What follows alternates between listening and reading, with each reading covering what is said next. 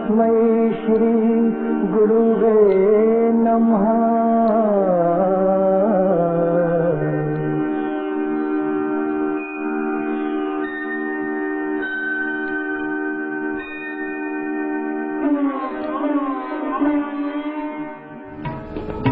बिन गुरु ज्ञान कहाँ से पाऊं,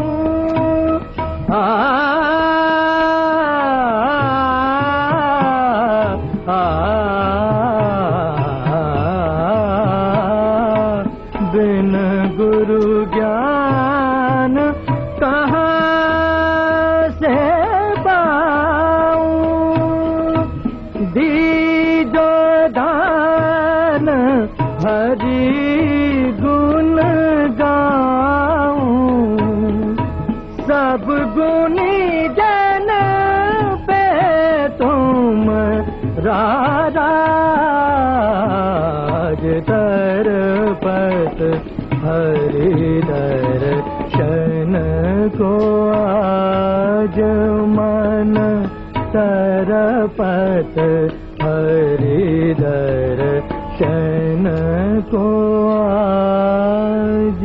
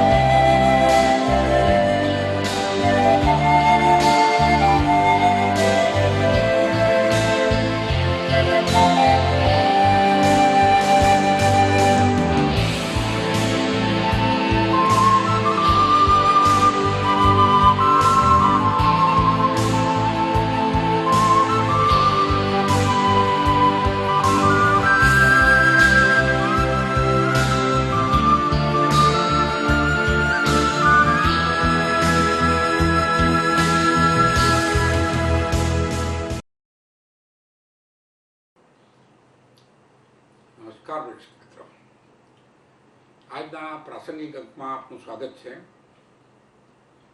આજના પ્રાસંગિક અંકમાં આજનો વિષય શિક્ષક દિવસ. મિત્રો, અમે જેઓ શિક્ષાના વ્યવસાય સાથે જોડાયેલા રહ્યા છીએ તેમના માટે આજનો દિવસ એક મોટા મહોત્સવ કરતાં ઓછો નહીં આપી શકાય. ને આખા ભારતમાં એની સૂચિતાર્થો સુધી થોડે વધે ઓછું વધતું ગયા વગર પણ આની અંદર જે ઉજવાય છે મિત્રો, તે that is something minimum than the nothing. 5મી સપ્ટેમ્બર ભારતમાં શિક્ષક દિવસ દિવસે ઉજવાય મિત્રો. અને આજે કારણ કે એ કોના સંદર્ભ છે, આપણે જરા પ્રાથમિક સંદર્ભ સમજી લઈએ. 5મી સપ્ટેમ્બર 1988 દિવસે સ્વતંત્ર ભારતના જે 1952થી 1962 સુધી ઉપરાષ્ટ્રપતિ તરીકે રહ્યા અને 1962થી 1967 સુધી ભારતના રાષ્ટ્રપતિ રહ્યા, તે ડૉક્ટર સર્વપલ્લી રાધાકૃષ્ણનનો જન્મ તારીખને ભારતમાં શિક્ષક દિન તરીકે ઉજવવામાં આવે છે. હવે મિત્રો, આ શિક્ષક દિવસ વિશે પણ એક નાની એક સંદર્ભ છે કે એઓ જ્યારે ભારતના રાષ્ટ્રપતિ બન્યા 5મી સપ્ટેમ્બર 1962ને દિવસે, ત્યારે એમના વિદ્યાર્થીઓએ એમનો જન્મદિવસને ઉજવવા માટેની એક તત્પરતા, ઉત્સુકતા દાખવી. ત્યારે એમણે કહ્યું કે મારા જન્મદિવસને શિક્ષક દિવસ તરીકે ઉજવશો તો મને વધુ ગમશે. તો મિત્રો, તે દિવસથી આ પરંપરા ચાલુ છે. તો ડૉક્ટર સર્વપલ્લી રાધાકૃષ્ણન એક મહાન શિક્ષણશાસ્ત્રી, તેમ ભારતના ઉપરાષ્ટ્રપતિ 10 વર્ષ સુધીના અને ભારતના રાષ્ટ્રપતિ 5 વર્ષ સુધીના સ્વતંત્ર ભારતના, તેમના 125મી જન્મતિથિ અને 50મો શિક્ષક દિવસ આજે મિત્રો હું તમારી સમક્ષ આ પ્રાસંગિકના આજના અંકમાં હું પ્રસ્તુત કરી રહ્યો છું. મિત્રો, એમના વિશે, એ વ્યક્તિ વિશે, એ મહાન શિક્ષણવિદ વિશે આપણે વિચારીએ મિત્રો, તો તેમનું અધ્યયન થોડું પ્રાથમિક સમજી લે કે કેવી રીતે એ જમાનામાં, અને આઈ એમ ટોકિંગ અબાઉટ 1988, એક ગરીબ જન્મ લીધેલો, તેમણે કલકત્તામાં, ઓક્સફોર્ડમાં, મદ્રાસની પ્રેસિડેન્સી કોલેજમાં ડોક્ટરેટ સુધીનું ભારતીય દર્શન, ઇન્ડિયન ફિલોસોફીમાં એમણે ડોક્ટરેટની ડિગ્રી, ડોક્ટરેટ સુધીનું અધ્યયન કર્યું. અને પછી એમનો વિશેષ સ્પેશિયલાઇઝેશન સબ્જેક્ટ હતો એ ઈસ્ટર્ન રિજિયન, એટલે આપણું આ પાશ્ચાત્ય દર્શનની પૂર્વનું દર્શન, ઈસ્ટર્ન રિજિયન્સ એન્ડ એથિક્સ, કારણ કે ધર્મ નીતિઓ સાથે જોડાયેલું છે. તો એમનો જે સબ્જેક્ટ છે, ડોક્ટરેટનો સબ્જેક્ટ, એ ઈસ્ટર્ન રિલિજન એન્ડ એથિક્સ એ વિષય હતો. અને એ વિષયના એ આંધ્ર યુનિવર્સિટીમાં 5 વર્ષ સુધી વાઇસ ચાન્સલર રહ્યા. અને એના પછી પંડિત મદન મોહન માલવીય, જેમણે બનારસ હિન્દુ યુનિવર્સિટીની સ્થાપના કરેલી, તે એમને ત્યાં બનારસ હિન્દુ યુનિવર્સિટી લઈ ગયા. 10 વર્ષ સુધી તે બનારસ હિન્દુ યુનિવર્સિટીમાં વાઇસ ચાન્સલર રહ્યા, ભારત સ્વતંત્ર થયું ત્યાં સુધી. યુનેસ્કોમાં ભારતના પ્રતિનિધિ તરીકે રહ્યા, રશિયામાં એલસી તરીકે રહ્યા. 1949 થી 1952 સુધી એ રશિયામાં એલસી તરીકે રહ્યા. એ કોન્સ્ટિટ્યુટ એસેમ્બલી, જે ભારતની સંવિધાન સભામાં, એ સભ્ય તરીકે રહ્યા.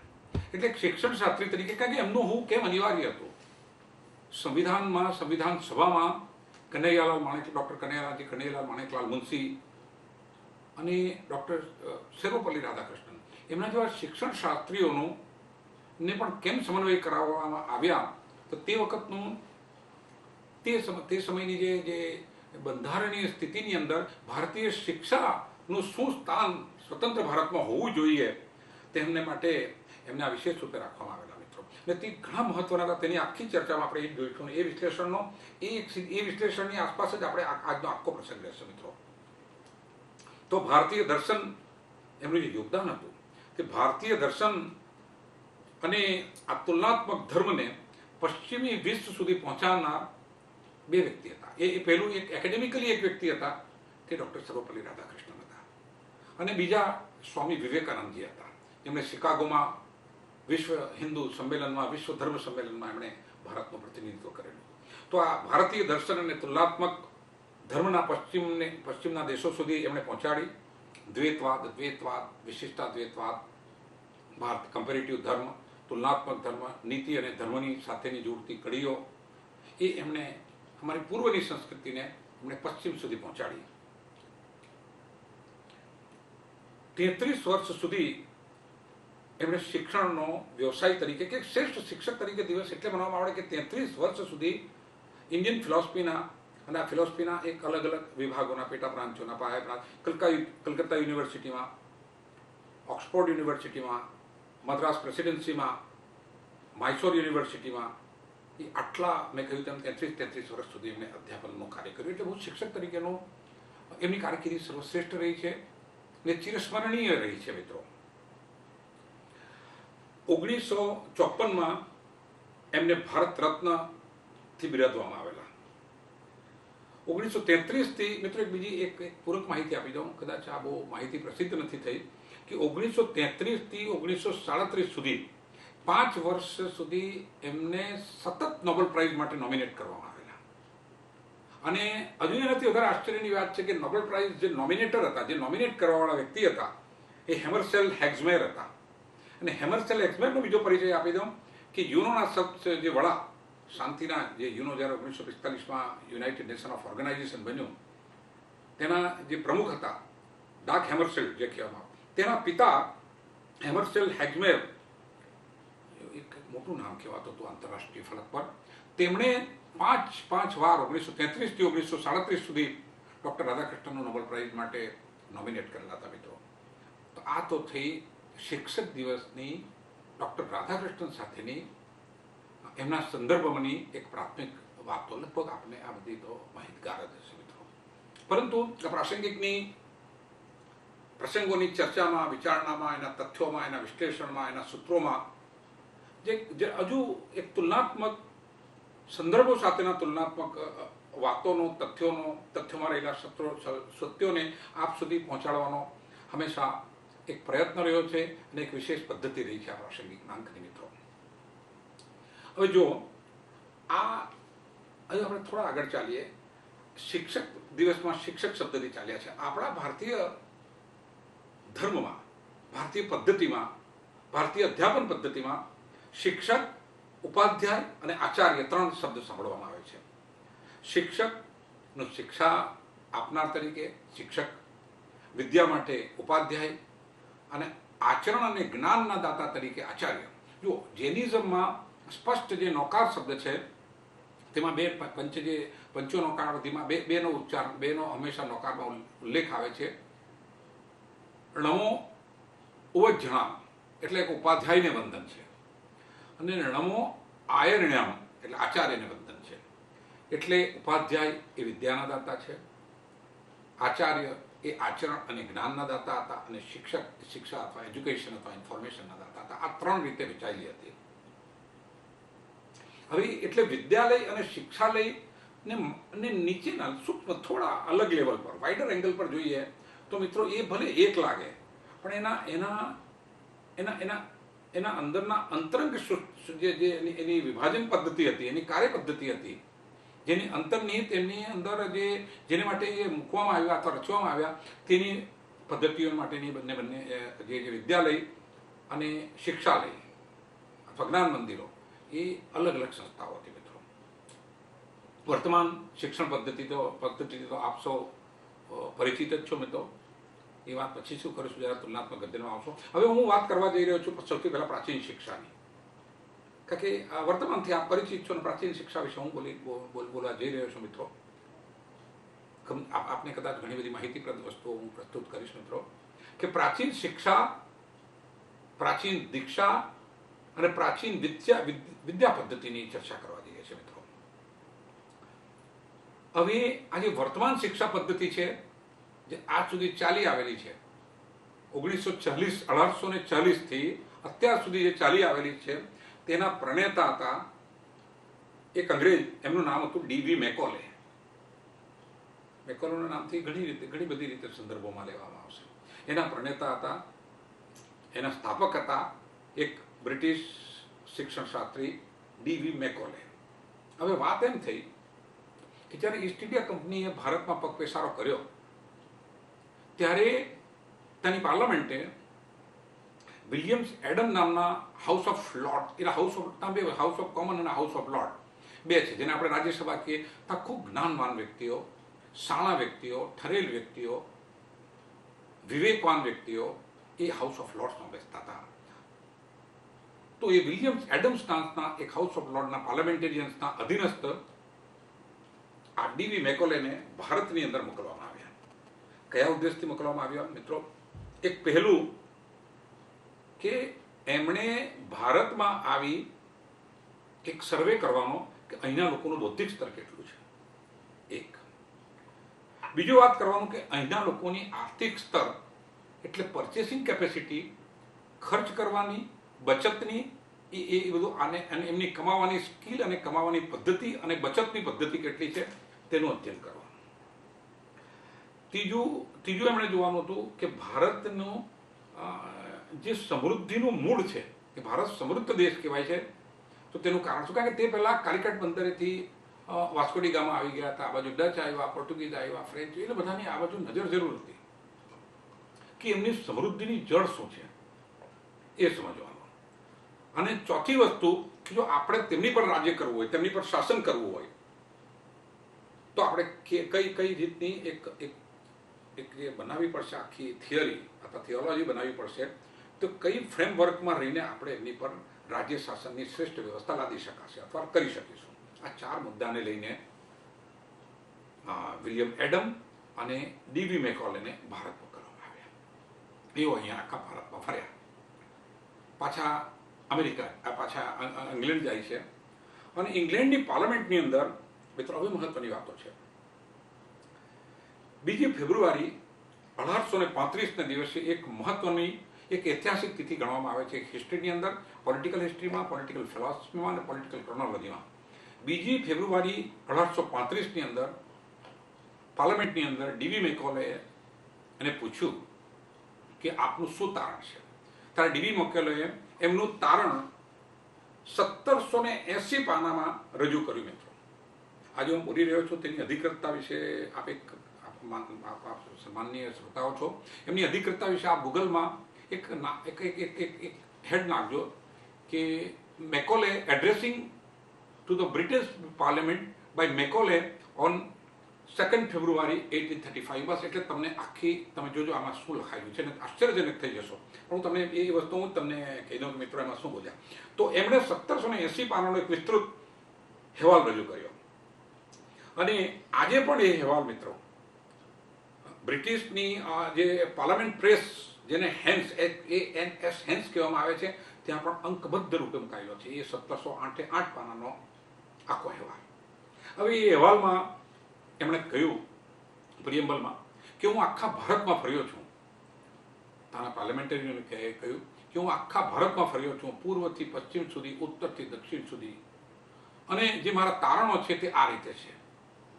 મિત્રો એણે કહ્યા કે એના જે તારણો હતો તે આ રીતે છે. તો હવે હું તમને કહી રહ્યો છું. મિત્રો પહેલું તારણ, આશ્ચર્યજનક વાત સમજો કે ભારતમાં એક પણ ભિખારી નથી. જો બધાથી પહેલું તારણ, એને બધાની પ્રાથમિકતા આપી, કારણ કે લોકો અહીંયા શાસન કરવા, અહીંનું ધન કમાવા અથવા ઓબ્લિક લૂંટવા આવવાના હતા, અથવા અહીંનું ધન ઇંગ્લેન્ડ લઈ જવાના આવતા હતા.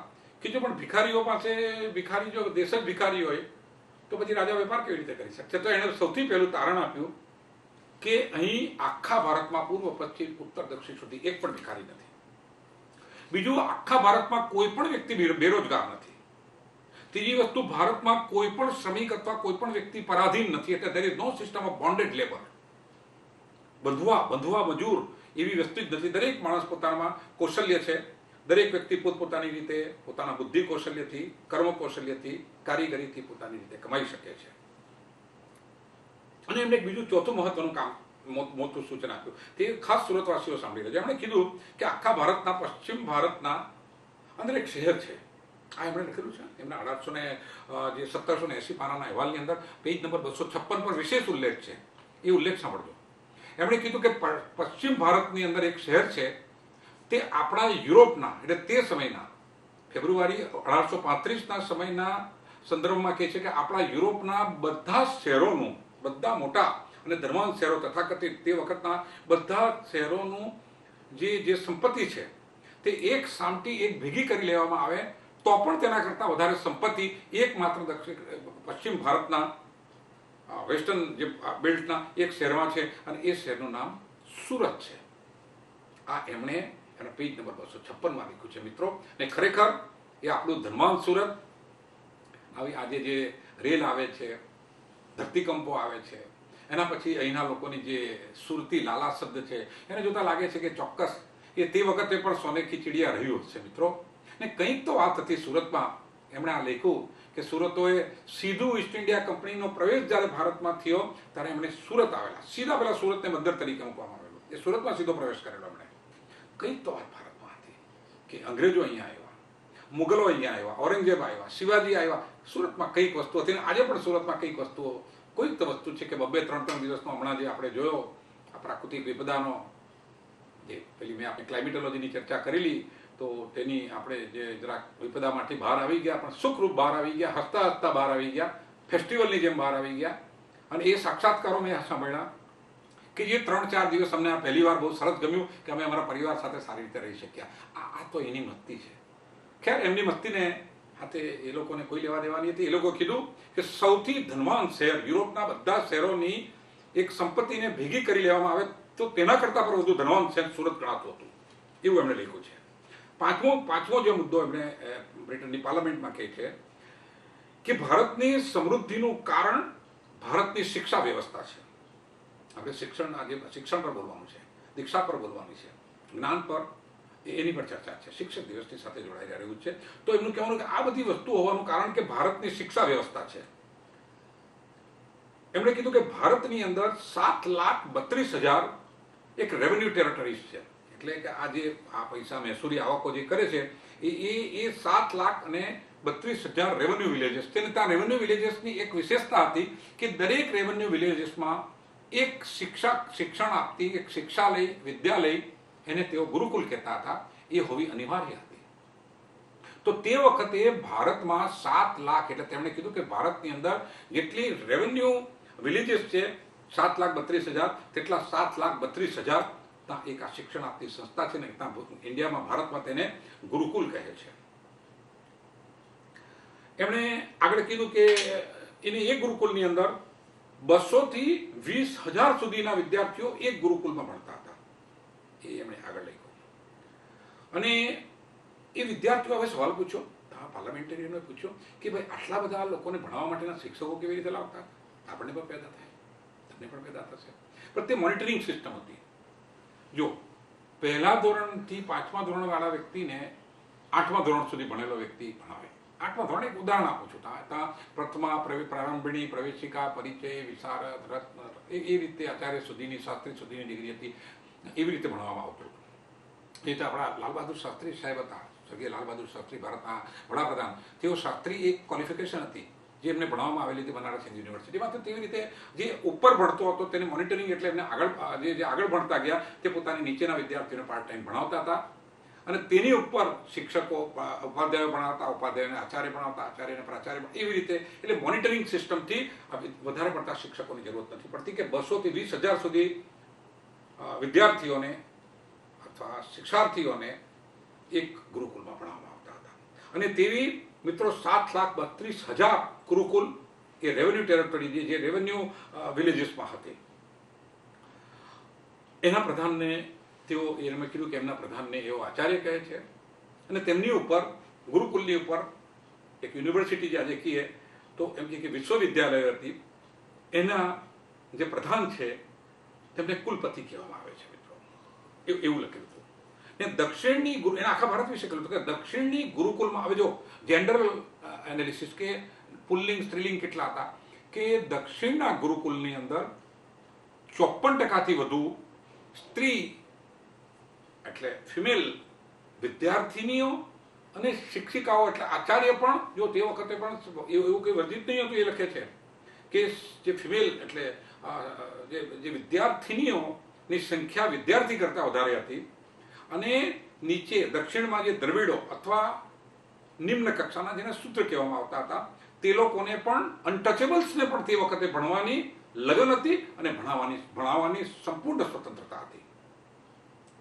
જો આવી બીજો પૂરક માહિતી આપે, 1881માં પહેલી વાર સેન્સસ થયેલું, એટલે વસ્તી ગણતરી કરવામાં આવી હતી. તેનો ઉલ્લેખ છે 1881ની વસ્તી ગણતરીમાં પણ ફિમેલ અને મેલનો રેશિયો, એટલે સ્ત્રી અને પુરુષનો રેશિયો, સ્ત્રી 53% અને પુરુષ 47% હતા. એટલે ભણવામાં ને ભણાવવામાં પણ આ રેશિયો એ જ પ્રમાણેનો જળવાયેલો રહેતો હતો મિત્રો. તો એ વસ્તુ કરી એમણે એ પાર્લામેન્ટની આગળ કહી છે.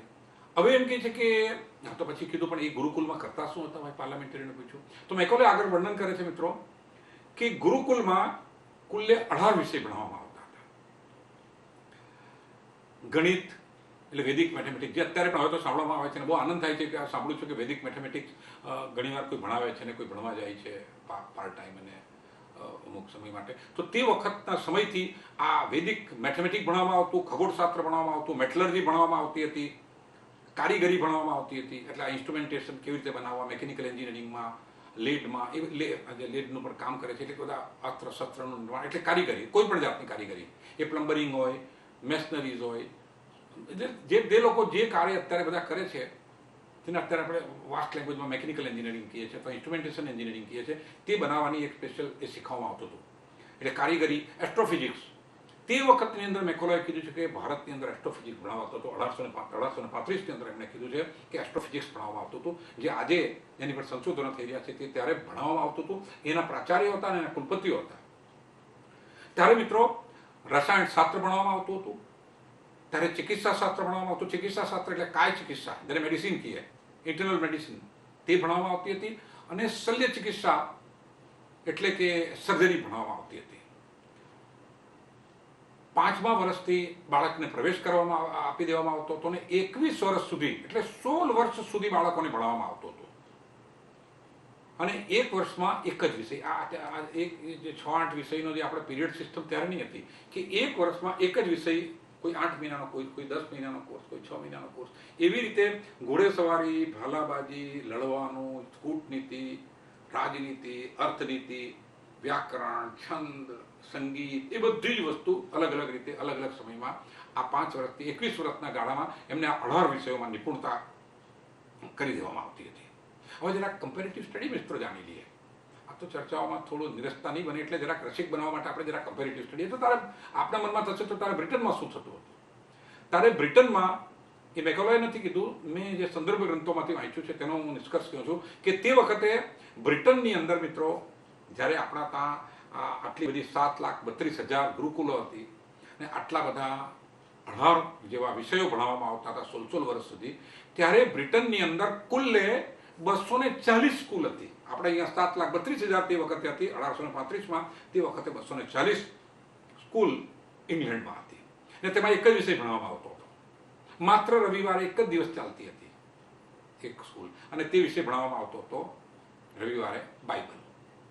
એટલે સન્ડેને, રવિવારને હોલિડે કહેવામાં આવે છે. આપણે પણ અત્યારે હોલિડે કહીએ છીએ સન્ડેને.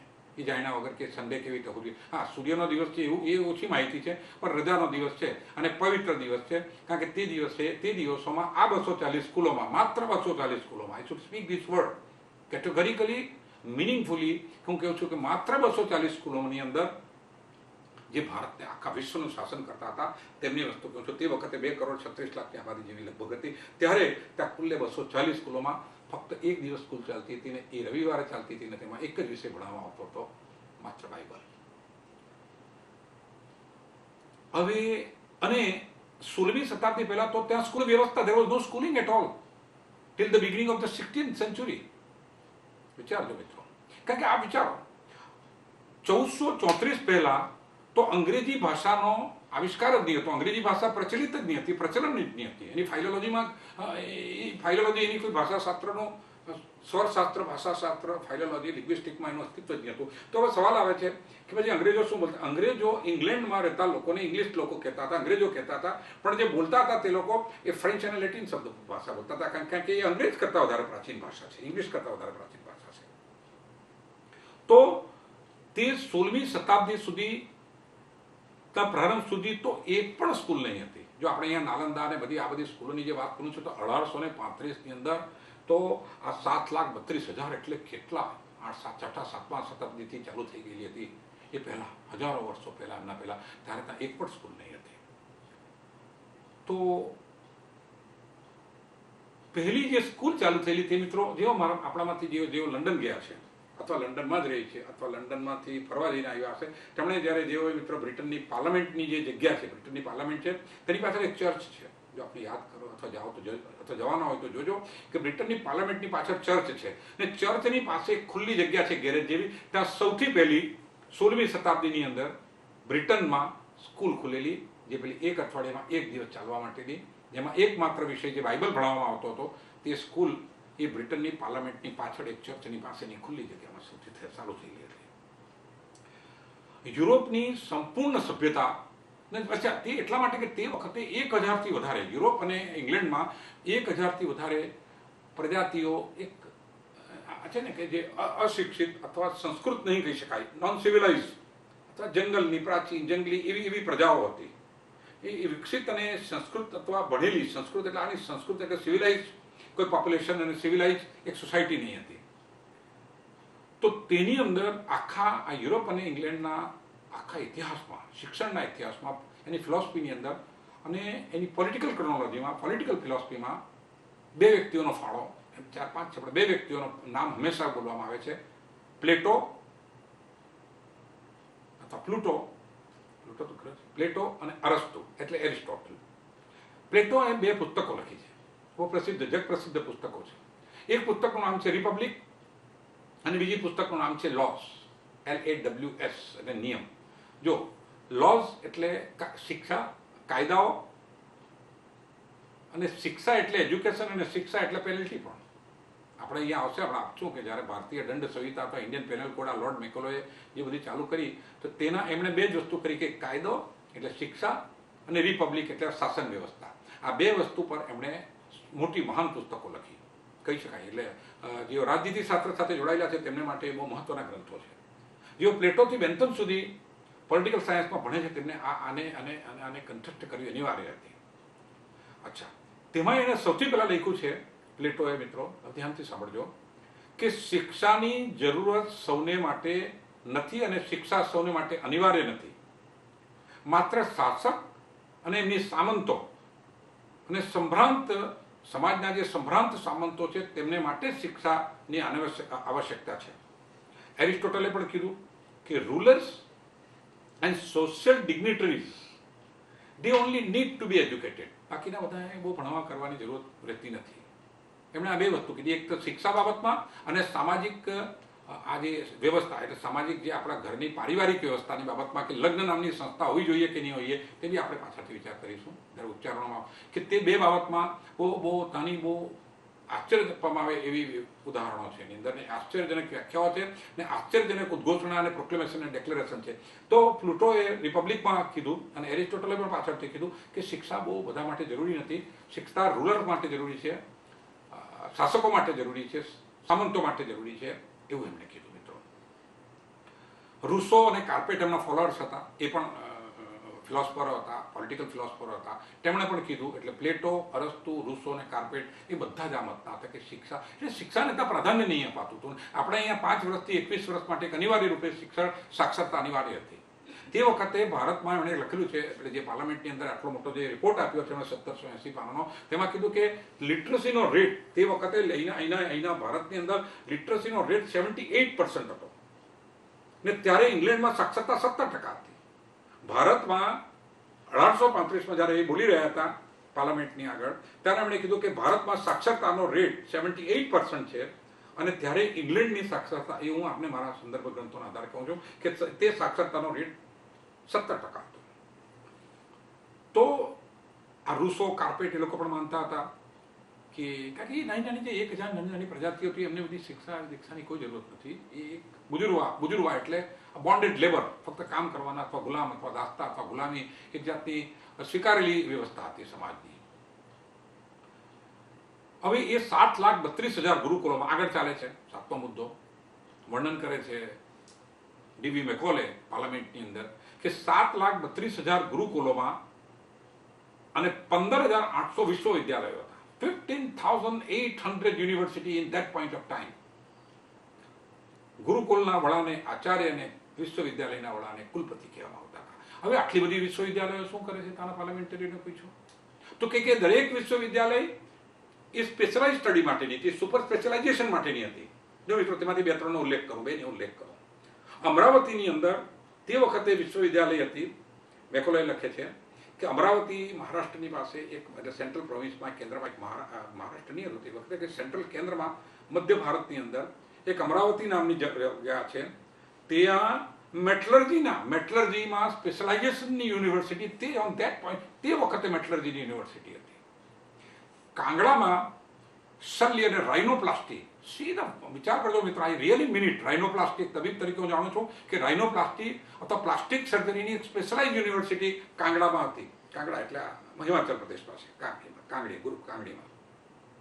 અને આનું સમર્થન જો ઇતિહાસ જેણે વાંચી છે તેઓ મારી સાથે સંમત થશે કે જે હૈદર અલી હતા, ટીપુ સુલતાનના જે વડવાઓ, તો તેમણે કીધું કે હા, ખરી વાત છે કે એકવાર મારી નાક કપાઈ ગયેલી જ્યારે યુદ્ધમાં, ત્યારે એ નાક આવી રીતે આયુર્વેદના શલ્ય ચિકિત્સકો હતા, તેમણે એક યુનિવર્સિટી, કાંગડા યુનિવર્સિટીમાં મારી નાક ફરીથી જોઈન કરીને ફરી આ પ્લાસ્ટિક સર્જરી કરી આપેલી. એટલે રાઇનોપ્લાસ્ટીમાં, પ્લાસ્ટિક સર્જરીમાં સુપર સ્પેશિયલાઇઝેશન માટેની યુનિવર્સિટીઓ હતી. તો એવી મિત્રો એ જે વિશ્વવિદ્યાલયો હતી, તે વિશ્વવિદ્યાલયો અલગ અલગ સ્પેશિયલાઇઝેશનની હતી અને તેની સંખ્યા પણ મેં મિત્રો આપને કીધી તેમ હજારોની સંખ્યામાં હતી. 15,800 વિશ્વવિદ્યાલયો હતી મિત્રો.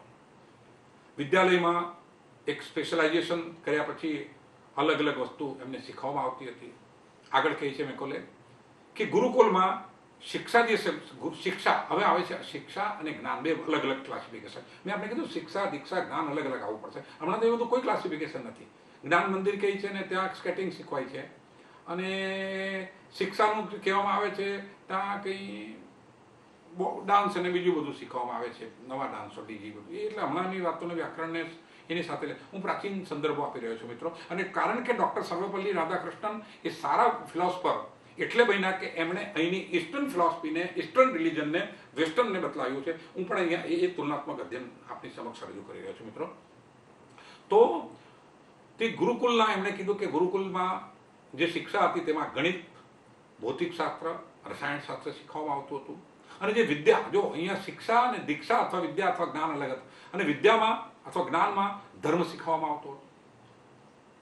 સ્પિરિચ્યુઅલિઝમ એટલે કે આધ્યાત્મિકતા શીખવવામાં આવતી હતી. ઇથિક્સ એટલે નીતિશાસ્ત્ર ભણાવવા, એટલે કમ્પેરેટિવ રિલિજન અને ઇથિક્સ સર્વ ડૉક્ટર રાધાકૃષ્ણનની સ્પેશિયલાઇઝેશન હતું. એ જ વિષય એમણે ઓક્સફોર્ડમાં ભણાવ્યું છે. 33 વર્ષો સુધી શિક્ષક તરીકે એમણે આ જ વિષય ભણાવ્યો છે હમણાં. તો ગુરુકુલમાં શિક્ષા, ગણિત અને ભૌતિકશાસ્ત્ર એમાં હતા, અને વિદ્યામાં ધર્મ, સ્પેશિયલાઇઝેશન, નીતિસત્તા. જો નીતિ શિક્ષાનું એવું છે કે ભર્તૃહરિએ 3 શતકો લખેલા છે. વર્ણન છે ઇતિહાસમાં, જો પ્રાચીન ગ્રંથોમાં અને પુરાણોમાં અને ક્રોનોલોજીમાં, કે ભર્તૃહરિ રાજાએ જેના ભાઈ વિક્રમાદિત્ય છે, જેના નામથી વિક્રમ સંવંત ચાલે છે, કારતક સુદ એકમને દિવસે, તો ભર્તૃહરિએ 3 શતક લખેલા. એક સૌંદર્ય શતક 100 શ્લોકનું, નીતિ શતક 100 શ્લોકનું, અને શૃંગાર શતક. જો કેટલી કોન્ટ્રોવર્શિયલ છે. કાં તો વૈરાગ્યની વાત લખે છે 100 શ્લોકોમાં, અને એક તરફ સૌંદર્યની વ્યાખ્યાઓ કરે છે કે 100 અલગ અલગ ડાયમેન્શનથી. અને એ બંને છોડો ને ત્રીજી 100 એમણે ડાયમેન્શન બતાવ્યા છે 100 વર્સિસમાં, નીતિ શતકમાં. તે 100 શ્લોકોથી. એવા જ્ઞાની પુરુષો હતા, એવા સાંભળવાવાળા હતા, અને એવા કહેવાવાળા હતા. મુझ हमसे बेहतर सुनने वाले और उनसे बेहतर कहने वाले, એવા લોકો તે વખતે હતા મિત્રો. ચાલો આપણે આગળ ચાલીએ. તો પ્રાકૃતિક ન્યાય, હવે નેચરલ જસ્ટિસ, પ્રાકૃતિક ન્યાય અથવા જ્યુરિસ્પ્રુડન્સ એટલે વિધિશાસ્ત્ર. ભારતીયની અંદર ઇન્ડિયન લીગલ હિસ્ટ્રી જુઓ, તેમાં વિધિશાસ્ત્રનો પાયો તે વખતથી નખાયો હતો. કારણ કે ન્યાય મીમાંસા એ પાણીની, અને તે વખતની ન્યાયશાસ્ત્ર અને ન્યાય મીમાંસાઓ અને તેમનો ન્યાય વિક્રમાદિત્યનો કે જૂના રાજાઓનો કે રાજા ભોજનો એ ન્યાય ખૂબ પ્રસિદ્ધ હતો, કે ન્યાય શીખવામાં આવતો હતો. નેચરલ જસ્ટિસ, પ્રાકૃતિક ન્યાય શીખવામાં આવતો હતો. પણ એવી કોઈ જે કોડેડ જસ્ટિસ નહીં હતું કે આ કોડ અને આ નિયમ અને આ એક્ટ પ્રમાણેનો મિત્રો.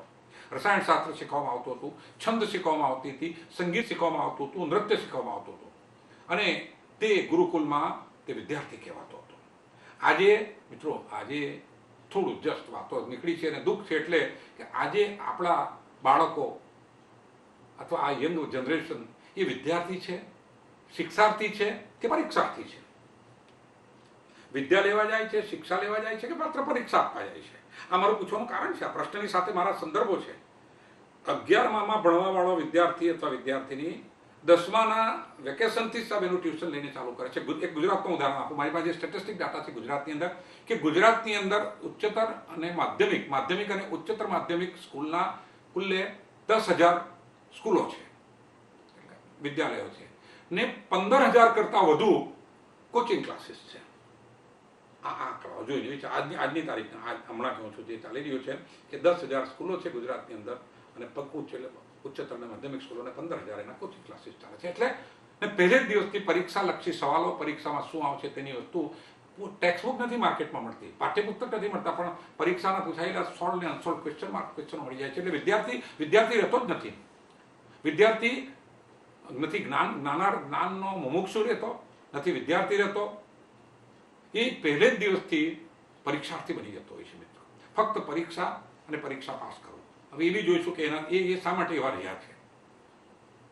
તો આજના વિદ્યાર્થીઓની મિત્રો જે પરીક્ષાર્થી બનાવી છે તેની સિસ્ટમ માટે જવાબદાર ડીબી મેકોલે એ કયા અંશે જવાબદાર છે ને આપણને કયા ત્રિભેટાની ઉપર આજના શિક્ષણને, આજના વિદ્યાર્થીઓને, આજના શિક્ષાર્થીઓને માત્ર પરીક્ષાર્થીઓને વ્યવસાયિક રૂપે એક ક્રય શક્તિ અને પોતે પોતાનું ભણતર અને એક કોમોડિટી તરીકે, એક સેલેબલ કોમોડિટી તરીકે એક પર્સનાલિટીની આઈડેન્ટિટી જે પેદા કરી છે આજની શિક્ષણ વ્યવસ્થા, તેની પર માનવા માંગુ છું મિત્રો. હવે ગુરુકુલની વાતો પાછા આપણે મેકોરાના સંવાદો પર આવીએ, જે પેલા 1780 પાનાના સંવાદો પર. એમને પૂછે છે કે પછી એમની પરીક્ષા કેવી રીતે થતી હતી, પાર્લામેન્ટ પૂછે છે. મેકોલે જવાબ આપે છે કે જુઓ, ત્યાં પરીક્ષાની અંદર પહેલા વિદ્યાર્થીનું ઇન્ફોર્મેશન કોન્ટેન્ટ જોવામાં આવે છે, પછી એનું ઇન્ટેલિજન્ટ કોન્ટેન્ટ જોવામાં આવે છે, એની પાસે કેટલી ઇન્ફોર્મેશન જે આટલા વર્ષમાં ભણી છે તે ઇન્ફોર્મેશન કોન્ટેન્ટ, એના પછી ઇન્ટેલિજન્સ કોન્ટેન્ટ, એના પછી એનામાં કેટલી શાણપણ આવી છે કે જો આ મેનેજમેન્ટમાં જરૂરી છે, એજ્યુકેશન મેનેજમેન્ટમાં અને લાઈફ મેનેજમેન્ટમાં પણ, કે ફક્ત માહિતી જરૂરી નથી. એ માહિતીનો તમે જ્યારે મેઘા અથવા પોતાની મેઘાની અંદર ઇન્ટેલિજન્સમાં કેટલી કન્વર્ટ કરે છે તે જરૂરી છે. અને મેઘા પણ એટલું એક પૂર્ણતા નથી. એ ઇન્ટેલિજન્સ કોન્ટેન્ટ કેટલી વિઝડમમાં, શાણપણમાં થયું છે તે વિઝડમ આપવામાં આવતું હતું. અને વિઝડમ પણ પર્યાપ્ત નથી. એ વિઝડમ લોકહિતને, રાજહિતને, આખા રાષ્ટ્રને માટે, વિશ્વ બંધુત્વને માટે, કરુણામય જીવન જીવવા માટે એ ઇમોશનલ કોન્ટેન્ટ કેટલું ડેવલપ થયું છે તે પણ ગણવામાં આવતું હતું. ત્યાં પણ વાત પતતી નથી શિક્ષાના અંતમાં અથવા દીક્ષાના અંતમાં. તો એને એ પણ જોવામાં આવતું હતું કે તેને સ્પિરિચ્યુઅલિટી કોન્ટેન્ટ કેટલું છે એની અંદર. એણે અંદરથી આત્માના ઉદ્ધાર માટે, સ્વના ઉદ્ધાર માટે આટલા 16 વર્ષના અધ્યયનમાં એમણે શું ગ્રહણ કર્યું છે એના આધાર પર, એના અસેસમેન્ટના આધાર પર એનું અધ્યયન પૂર્ણ થતું હતું. આ મિત્રો તે વખતની વ્યવસ્થા હતી તેના વિશેનું આ વર્ણન ચાલે કે આ બધું ભણવામાં આવતું હતું. ને હવે સન્નાટો હતો એમ કહેવામાં આવે છે પાર્લામેન્ટમાં. તો એમણે લોર્ડ મકેલોને પૂછ્યું, એડમ્સને પૂછ્યું, વિલિયમ એડમ્સને. તો પછી એમ કે આનો ઉપાય શું, આપણે કેવી રીતે એ લોકો પર રાજ કરી શકીશું, આપણે એમના ધન, નાણાં, એમને જે એમની બુદ્ધિ ધનથી જે કમાયા છે તે આપણે શાસન કેવી રીતે કરી શકીશું, આપણે શાસક કેવી રીતે બની શકીશું ને એમને શાસિત કેવી રીતે કરી શકીશું. અથવા આ તો સારા શબ્દો છે, આપણા દેશી ભાષામાં, સમજવાની ભાષામાં એવું કે આપણે એમને ગુલામ કેવી રીતે બનાવી શકીશું. તેમણે 2 ઉપાય સુઝાવ્યા. લોર્ડ મેકોલોએ 2 ઉપાય સુઝાવ્યા, જે માની લેવામાં આવ્યા છે અને આજ સુધી માનતા આવીએ છીએ આપણે સ્વતંત્ર ભારત થયા પછી પણ. એ 2 ઉપાય બતાવ્યા. એમણે પહેલું કીધું કે ગુરુકુલ વ્યવસ્થાનો સંપૂર્ણ નાશ કરવામાં આવે. That was the first recommendation that D.B. Macaulay has suggested and he has recommended. અથવા એને ક્ષીણ પાય કરી દેવામાં આવે. અને બીજું કે આ સંસ્કૃત અને પર્શિયન, તે વખતે 2 ભાષા હતી તે વખતે, કારણ કે 2 ભાષામાં ભણવા, ફારસી પર્શિયન હતી અને સંસ્કૃત. આ સંસ્કૃત અને પર્શિયનને ધીરે ધીરે લુપ્ત કરી દેવામાં આવે અને અંગ્રેજી માધ્યમનું અધ્યયન, અંગ્રેજી માધ્યમમાં લખાયેલી પુસ્તકો, અંગ્રેજી માધ્યમની ઇતિહાસ, અંગ્રેજી માધ્યમની બધી વસ્તુઓ એ ત્યાં અનિવાર્ય શિક્ષાના રૂપમાં દાખલ કરી દેવામાં આવે. આ 2 જ રિકમેન્ડેશન એમણે આપી. અને એ રિકમેન્ડેશનને મોટા અક્ષરે ઇતિહાસના પાનાની અંદર મિત્રો, જો જૂના ફેરવો ઇતિહાસના રસિકોને, ઇતિહાસના જ્ઞાતાને, વિદ્યાર્થીના અભ્યાસ હો, તો ઇન્ડિયન એજ્યુકેશન એક્ટ 1840, 1840નો ઇન્ડિયન એજ્યુકેશન એક્ટ પારિત થયો. તેની અંદર આ જ બધી વસ્તુ લખવામાં આવી. અને પછી કીધું કે આપણે એમાં શું આપીશું, કે શિક્ષા લાવી. આપણે શિક્ષાના 2 અર્થ, to educate and to punish. બંનેને ગુજરાતીમાં શિક્ષાના 2 કહેવામાં આવે, કે શિક્ષણ આપવું પણ શિક્ષા છે અને કોઈને દંડ આપવો તેને પણ શિક્ષા છે. તો એમણે કીધું કે 1940ની અંદર મેકોલોએ એક કમિટીની અંદર આ ઇન્ડિયન એજ્યુકેશન એક્ટ બનાવ્યો અને પાછળથી 56માં અને 1856માં આ 3 કાયદાઓ બન્યા. Indian evidence act, Indian penal code અને ઇન્ડિયન ક્રિમિનલ પ્રોસિજર કોડ. આ બધી વસ્તુ, આ તમારે કરવાનું, ડૂઝ અને ડોન્ટ્સ વિદ્યાને કરો. અને જે નહીં કરો એ લોકોના શાસન કરવામાં જો બાધા લાવશો, એમની જે શિસ્ત એ લોકો કહેતા હતા, એ લાદેલી શિસ્તમાં જો તમે બાધાજનક વ્યવહાર કરશો, એમણે જેને અનુશાસનની વ્યાખ્યા કરી છે તે અનુશાસનનો ભંગ કરશો, તો તેને આ રીતે દંડિત કરવાના નિયમો, તેની વ્યાખ્યાઓ, અપરાધની વ્યાખ્યા. આપણે અહીંયા આપણે અપરાધની અંદર એક નિશ્ચિત મૂલ્યો છે કે ઉદ્દેશ્ય, પ્રાકૃતિક, એની અંદરના આવેગો, એની ઘણી બધી વસ્તુઓ જોવામાં આવે છે. વિક્રમાદિત્યનો ન્યાય વિશે આપણે જોઈએ છીએ, ઘણું બધું થતું હતું. જહાંગીરનો ન્યાય જોતા હતા એટલે પણ નહીં, એ લોકોના ન્યાયના સિદ્ધાંતની અંદર સીધી એક રિજિડિટી છે સાક્ષીના આધાર પર. તમને ખબર છે કે આ ન્યાયની દેવીને માટે એમ કહેવામાં આવે છે બ્લાઇન્ડ, આંખમાં કાળી પટ્ટી કેમ લગાવવામાં આવી છે? એ આ ઇન્ડિયન પિનલ લોમાં તમે જજો, લીગલ હિસ્ટ્રીમાં જજો, જ્યુરિસ્પ્રુડન્સમાં જોજો, તમને ખબર પડશે કે ન્યાયની દેવીને આંધળી કેમ કહેવામાં આવે છે. એને આખી કાળી પટ્ટી કેમ લાગે? ફક્ત સાક્ષી ઇન્ડિયન એવિડન્સ એક્ટ એનું મહત્વની વસ્તુ છે. આ બધી 2 ઉપજો આપી લોર્ડ મેકેલોએ આ ઉપાયના રૂપમાં, તે આજ સુધી ચાલી આવેલી છે. તે આપણી આ દાસ્તા છે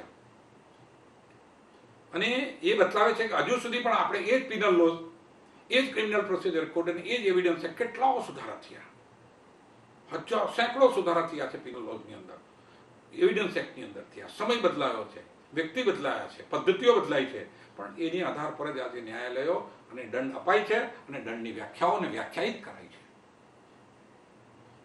તો આ દાસ્તા લાવવા માટે એમણે આ વસ્તુ કરી મિત્રો.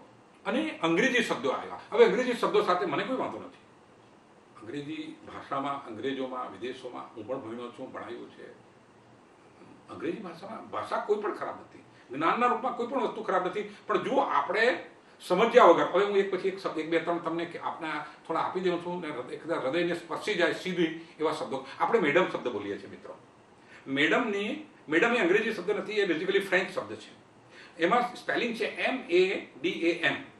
ફ્રેન્ચની અંદર MA નો મતલબ થાય છે એટલે મે નો મતલબ થાય છે મારી, અને DAM નો મતલબ થાય છે સ્ત્રી અથવા પત્ની અથવા મારી દાસ્તા એટલે મારી દાસી, મારા અંદરમાં રહેતી કામ કરવા વાળી દાસી. આ 3 છે મારી. એટલે પત્ની, ડેમ એટલે DM એટલે પત્ની, કોઈ સ્ત્રી માટે, કોઈ પત્ની માટે જેની સાથે સોશિયલી બોન્ડેડ રિલેશન હોય અથવા એની સાથે જે કામથી જોડાયેલી હોય છે. તો આ વસ્તુને માય અને ડેમ એટલે મારી પત્ની અથવા મારી સ્ત્રી અથવા મારી દાસી. હવે મિત્રો આજે આપણે જ્યારે કહીએ છીએ, રિક્ષામાં બેસીએ છીએ ત્યારે રિક્ષા ડ્રાઈવર કહે છે મેડમ તમે જરાક તમે આવી ગઈ છે, ચોક ઉતરી જજો. મિત્રો કોઈને આપણી પત્નીને કે આપણા ઘરની દીકરીને કોઈ મેડમ કહે છે તો વિચારજો હવે, ને મેડમની ખરી વ્યાખ્યા આ છે, તો વિચારજો કે આપણે કેટલી દાસ્તામાં જાણ્યા વિચાર્યા વગર એ મેડમ શબ્દનો ઉપયોગ કરીએ છીએ, કરાવડાવીએ છીએ અને ચૂપચાપ સહન કરીએ છીએ અને અંગ્રેજી હાય ને હાય હું એ બધું કરીએ છીએ મિત્રો. એ બીજો શબ્દ હું તમને કહું મેડમ પછી. અને આપણે ભારતમાં શું બોલાતું, ભારતીય સંસ્કૃતિનું તુલનાત્મક અધ્યયન જોજો, મને ગમતું હોય છે તો જ એ તુલનાત્મક વસ્તુ આવશે, રિલેટિવિટીના પ્રિન્સિપલ્સ આવશે, રિલેટિવિટી સાપેક્ષમાં સમજતું તો જ આપણે સમજતું કે આપણે ક્યાં હતા ને કહાં થે હમ કહાં આ ગયે હમ. એ મેડમને MA ને DM કહે છે, મેડમ કહીએ છીએ આપણે. આપણા ભારતની અંદર પત્નીને શ્રીમતી કહેવામાં આવે છે. શ્રીમતીમાં શ્રી વત્તા મતી છે. શ્રી શબ્દ છે લક્ષ્મી માટે. જો શ્રી પરથી આ તિરુપતિનું ઉચ્ચારણ છે, સાઉથમાં નીચે શ્રી શબ્દ નથી બોલાતો એટલે તિરુપતિ છે. થિરુમાલાને એટલે શ્રીપતિને તિરુપતિ કહે છે, તિરુપતિ કહે છે. શ્રીમાલાને થિરુમાલા કહેવામાં આવે છે. તો શ્રી એટલે લક્ષ્મી અને મતી એટલે બુદ્ધિ.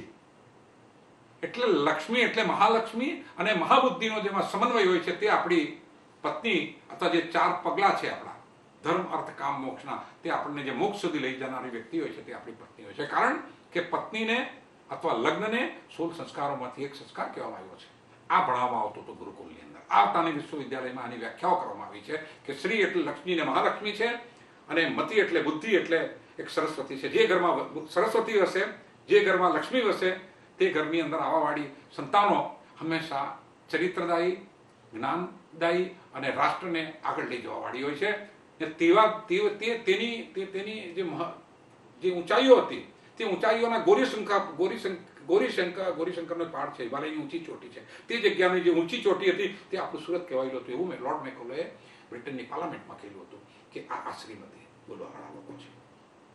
જોકે અહીંયા એક જરાક વ્યંગ કરી દઉં. શ્રીમતી, શ્રી એટલે લક્ષ્મી, મહાલક્ષ્મી, મતી એટલે બુદ્ધિ એટલે મહાસરસ્વતી. અને 3 વસ્તુ આવે, ધનતેરસ, કાળી ચૌદસ ને દિવાળી છે. હવે કાળી ચૌદસને દિવસે જે આવે છે ને મિત્રો, તે જ્યારે મહાકાળી છે.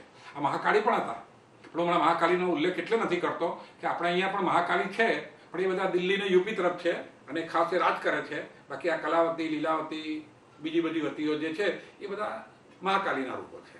પણ આપણે આપણા ઘરની શ્રીમતી એટલે મહાસરસ્વતી ને મહાલક્ષ્મી, જેનું હંમેશા આગમન કરવાનું. બસ કડદર ગુરુજીએ કીધું શ્રી સૂક્તમાં એવી રીતે એ શ્રીમતી બોલીએ છીએ, આ લોકો મેડમ બોલે છે. જેમાં મેડમ એટલે બોલનાર વ્યક્તિની પત્ની, જે આપણી ઘરની કોઈ પણ સ્ત્રીને, આપણી પત્નીને, સ્ત્રીને, બેનને જે બી મેડમ કીધું તે એની સ્ત્રી પત્ની હોય છે એવું શાબ્દિક અર્થ થાય છે. હવે ત્રીજો શબ્દ બોલાય છે સર.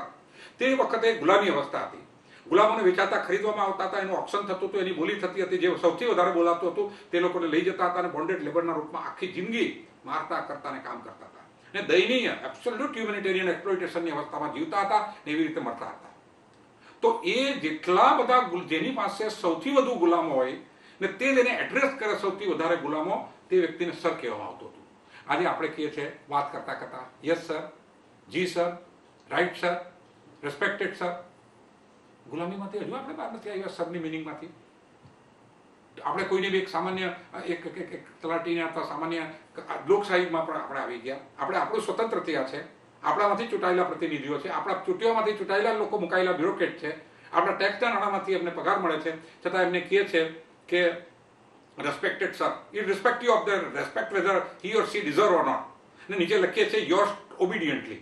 આપનો વિશ્વાસો. શા માટે ભાઈ વિશ્વાસો? દાસ છો, હજુ બી દાસ્તામાંથી બહાર નથી આવ્યા. અચેતન મનમાં, સબકોન્શિયસ માઇન્ડમાંથી આપણે હજુ દાસ્તામાંથી મિત્રો બહાર નથી આવ્યા. તેનો દોષ આ ભાષા, એનો દોષ આ શિક્ષા પ્રવૃત્તિ, એનો દોષ 1835માં મેકોલેએ આપેલી જે ચાલુ કરેલી શિક્ષા વ્યવસ્થા અને પાર્લામેન્ટની આપેલી. એટલે હું આજે વિશેષ કરીને આ પ્રાસંગિકમાં મેં આ વિષયનું ચયન કર્યું છે મિત્રો. હજુ બીજો એક શબ્દ કહું મિત્રો, બેટર હાફ. આજે બહુ ઓળખાણમાં બહુ આજકાલ બધા મળે છે એમ કે yes meet my better half છે, આ મારા બેટર હાફ છે. એટલે પત્નીને વિશે એમ કે મારા બેટર હાફ છે. મિત્રો, ગુડ, બેટર અને બેસ્ટ એ 3 ડિગ્રી છે કોઈ પણ વસ્તુની. શ્રેષ્ઠ, શ્રેષ્ઠતમ અને શ્રેષ્ઠ એટલે સૌથી શ્રેષ્ઠ. Good, better, best. હવે બેટર હાફ એટલે અર્ધાંગિની. આપણે કહીએ મારી અર્ધાંગિની છે, વામાંગિની છે. તો અર્ધાંગિની એટલે પતિનું અડધું શરીર. અર્ધનારેશ્વરની જેમ સંસ્કૃતમાં અથવા પ્રાચીન હિન્દીમાં અથવા પ્રાચીન પરંપરામાં સંબોધનમાં વામાંગિની, અર્ધાંગિની કહેવામાં આવે છે. આમાં કહે છે બેટર હાફ. બેટર હાફ એટલે ઘણી બધી, એનો મતલબ એમ થયો કે she is one among the two many halves. એટલે HALVES એટલે ઘણી બધી તમારી જે હાફ છે, જે અર્ધાંગિનીઓ છે, તેમાંથી આ બધાની તુલનામાં સૌથી સારી છે. એટલે આ એક બીજી બાકીની 99 પણ ખરી, એ મિનિંગ નીકળી શકે છે, ઔચિત્યપૂર્ણ રૂપે નીકળી શકે છે મિત્રો. અને આપણે બહુ ગર્વથી કહીએ છીએ કે she is my better half. અને એ સાંભળીને આજ કે whatever the remaining halves, બીજી બધી જે હાફ છે તે કાં છે, તો નથી પૂછવાની. આપણે એટલો વિવેક અથવા એટલી સમજ અથવા પ્રશ્ન જ પેદા નથી થતા. એ પ્રશ્નોને કુંઠિત કોણે કર્યા, એ સવાલ એ છે ને. આપણે કુંઠિત થયા કેમ છે મિત્રો? હવે ઉત્તિષ્ઠ જાગ્રત, જે વિવેકાનંદે કીધું તો ક્યારે ઉત્તિષ્ઠ થશું ને ક્યારે જાગૃત થશું મિત્રો? સંપૂર્ણ ગુલામી રાજનીતિક અને પોલિટિકલ સ્લેવરીમાંથી બહાર આવ્યા છે, પણ આ ઇન્ટેલેક્ચ્યુઅલ ને ઇમોશનલ ને લિટરરી જે લિટરસીની છે તેમાંથી હજુ બહાર નથી આવી શક્યા. તેના જરાક આપણે હૃદયને થોડું અટકી શકું એવા પ્રયાસથી આ બધું કરું છું. એટલે આ મેડમ શબ્દ છે, આ શ્રીમતી છે, આ સર છે, આ બેટર હાઇટ છે, આ તુલનાત્મક હસ્તો છે. તો આગળ ચાલીએ મિત્રો. આપણે આને કારણે મિત્રો શું થયું છે કે ભૌતિકવાદનો વિકાસ થયો.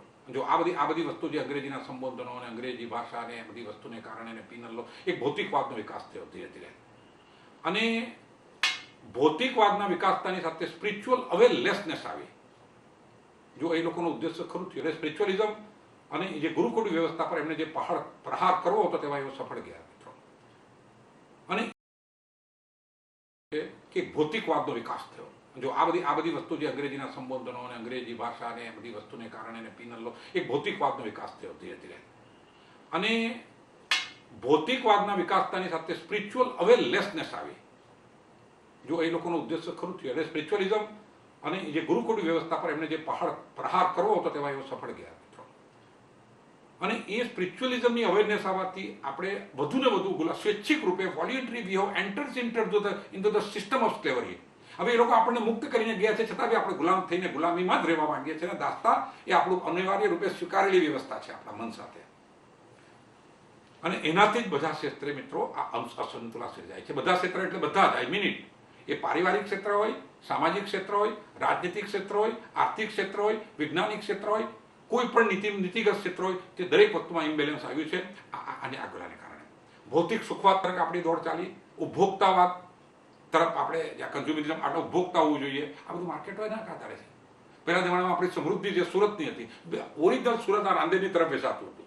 જો સુરતને એમ કહેવામાં આવતું કે અહીંયા સૂર્યની 5 પ્રતિનિધિઓ છે.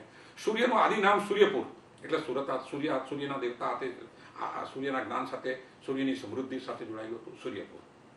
સૂર્યની પત્ની રાંધણ, આ ઓરિજિનલ સુરતનું ગામ એ રાંદેર હતું. અહીંયા કેટલાય દેશોના વાવટા જહાજો લાંગરતા હતા. આ મુગલી સરાય જે શબ્દ છે તે મુગલોએ એક સરાય બનાવી હતી કે હજ પડવા માટે જતા હતા વ્યાપાર. સુરતની સમૃદ્ધિની વાતો કરું છું.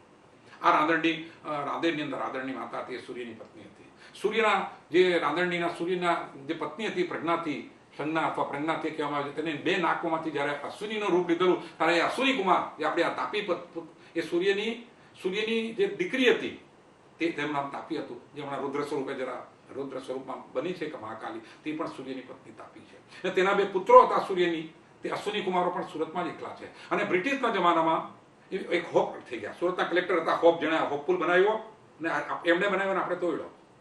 તે હોપપુલ જે હોપ હતા, મિસ્ટર હોપ હતા, જેણે હોપપુલ બનાવેલો, તે વખતના અહીંયા બ્રિટિશ શાસનના કલેક્ટર લેવલના એક હતા. અને તેમણે એક શનિવારિયાનું બજાર અહીંયા ચાલુ કરેલું હતું. તો અહીંયા સુરતમાં સૂર્યપુર નામ, શનિવારનો બજાર, રાંદેરની અંદર રાંદેર ગામ, તાપી નદી, અશ્વિની કુમાર, આખું સૂર્યનું આખું પરિવાર અહીંયા રહેતું હતું. માટે સૂર્ય પ્રસિદ્ધિમાં હતું.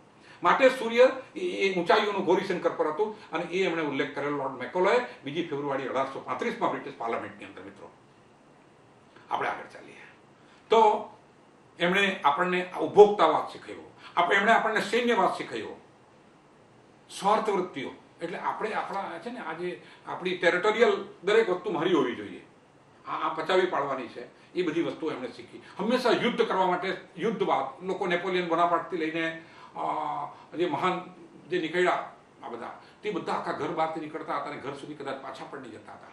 તે લોકોને ફક્ત એ બસ વિશ્વ વિજેતા બનવા માટે નીકળતા હતા. એ વાત એ આપણને શીખવ્યું. એમણે ઘણા શીખવી, કમ્પેરિઝન શીખવ્યા, દ્વેષ શીખવી, જેલસી શીખવી, એમણે ધર્મ વચ્ચેની ખાઈ શીખવી. એમણે જ આ બધી વસ્તુ ચાલુ કરી કે આ બે ધર્મ કોઈ દિવસ અલગ અલગ નહીં હતા. એમણે જ આ બધી વસ્તુ ભારતની અંદર પોલિટિકલી ટુ નેશન થિયરી મેં વારંવાર કીધું છે આપણે પ્રી ઇન્ડિપેન્ડન્ટ એરાના ચેપ્ટરમાં, કે એમણે જ આપણી પર લાદી કે હિન્દુ અને મુસલમાન જુદા છે, મુસલમાનને પ્રતિનિધિત્વ મળવું જોઈએ. આપણે કોઈ દિવસે મુસલમાન શબ્દ જ નથી સાંભળ્યો. મુસ્લિમ એક અલગ ઇબાદત પદ્ધતિ છે, એ એમની રીતે સારા છે, આપણે આપણી રીતે સાથે છે, સાથે ખાતા હતા, સાથે ઉજવતા હતા. સુરતની ઓરિજિનલ જે આદિ વસ્તી કે અલગ અલગ રીતે બોલે, કોઈ એવી રીતે બોલતા હતા, પણ મૂળ રીતે અહીંના ખત્રી, ગોલા, જે ઘાંચી શબ્દ કહેવામાં આવે છે એ અને મુસલમાનો, એ અહીંના મૂળ આજે 43 લાખમાંથી તે વખતના મૂળ 1959ની રેલ બદલામાં 1959માં મને યાદ છે કે સુરતની વસ્તી 1,82,000થી ઓછી હતી. તેના મૂળ તે વખતે આ બધા જ હતા. પણ આજે એ પોતે માઇનોરિટીમાં આવી ગયા છે. અને આપણે માઇનોરિટીની જે ઘણી વ્યાખ્યા મૂકીએ છીએ ને તે લઘુમતીમાં, તો આ બધા ઓરિજિનલ અહીંના સુરતના ઓરિજિનલ સુરતીઓ એ લઘુમતીમાં છે. એ સુરતી લાલાઓ નથી જે 4 કરોડની ઘારી સરદાર બ્રિજ પર આવીને કાર પાર્ક કરીને ખાય છે. એ સુરતી લાલાઓ નથી, એ કામ કરવાવાળા છે અને આજે પણ કામ કરે છે. સુરતની 85,000 રિક્ષાઓમાંથી એ જ એમનો હજુ પણ ધંધો છે. સંચા એમના હજુ પણ ધંધા છે.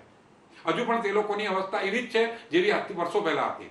હા, પણ જેવી રીતે અંગ્રેજો આવ્યા છે, જેવી રીતે ઔરંગઝેબ આવ્યા છે, એવી રીતે શિવાજી આવ્યા છે, એવી રીતે બસ સુરતને લૂંટ્યું છે. સુરત લૂંટાવવા માટે તૈયાર છે. પણ સુરતની માટીનું એનું વાસ્તુ એવું છે કે ફરીથી પાછું ફિનિક્સના પક્ષીની જેમ રાખમાંથી પાછું પેદા થઈ જાય છે. જેવી રીતે આપણે હમણાં 2-3 દિવસથી રેલ પછી પાછા મસ્ત થઈ ગયા છે. એ ચાલો આપણે એન્જોય કરીએ મિત્રો. એમાં આપણે આગળ ચાલીએ મિત્રો.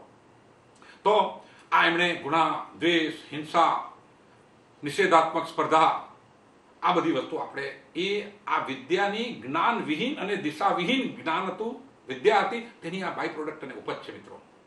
એમણે આજ્ઞા ચક્રની સક્રિયતા કરી, આજ્ઞા ચક્ર પર સક્રિયતા કરી, ઓર્ડરિંગ મેન્ડેટિંગ સિસ્ટમ એને અહીંયાથી ડેવલપ કરી, પણ એને હૃદય ચક્રને મંદ કરી દીધું. જો આ સમજજો. હા, હું જેના પતંજલિ 7 સૂત્રો પર એ રીતે પણ સમજો, જેને આમાં રુચિ છે તેમને બતાવું છું કે એમણે આજ્ઞા ચક્રને સક્રિય કરી દીધું, પણ એમણે હૃદય ચક્રને મંદ કરી દીધું.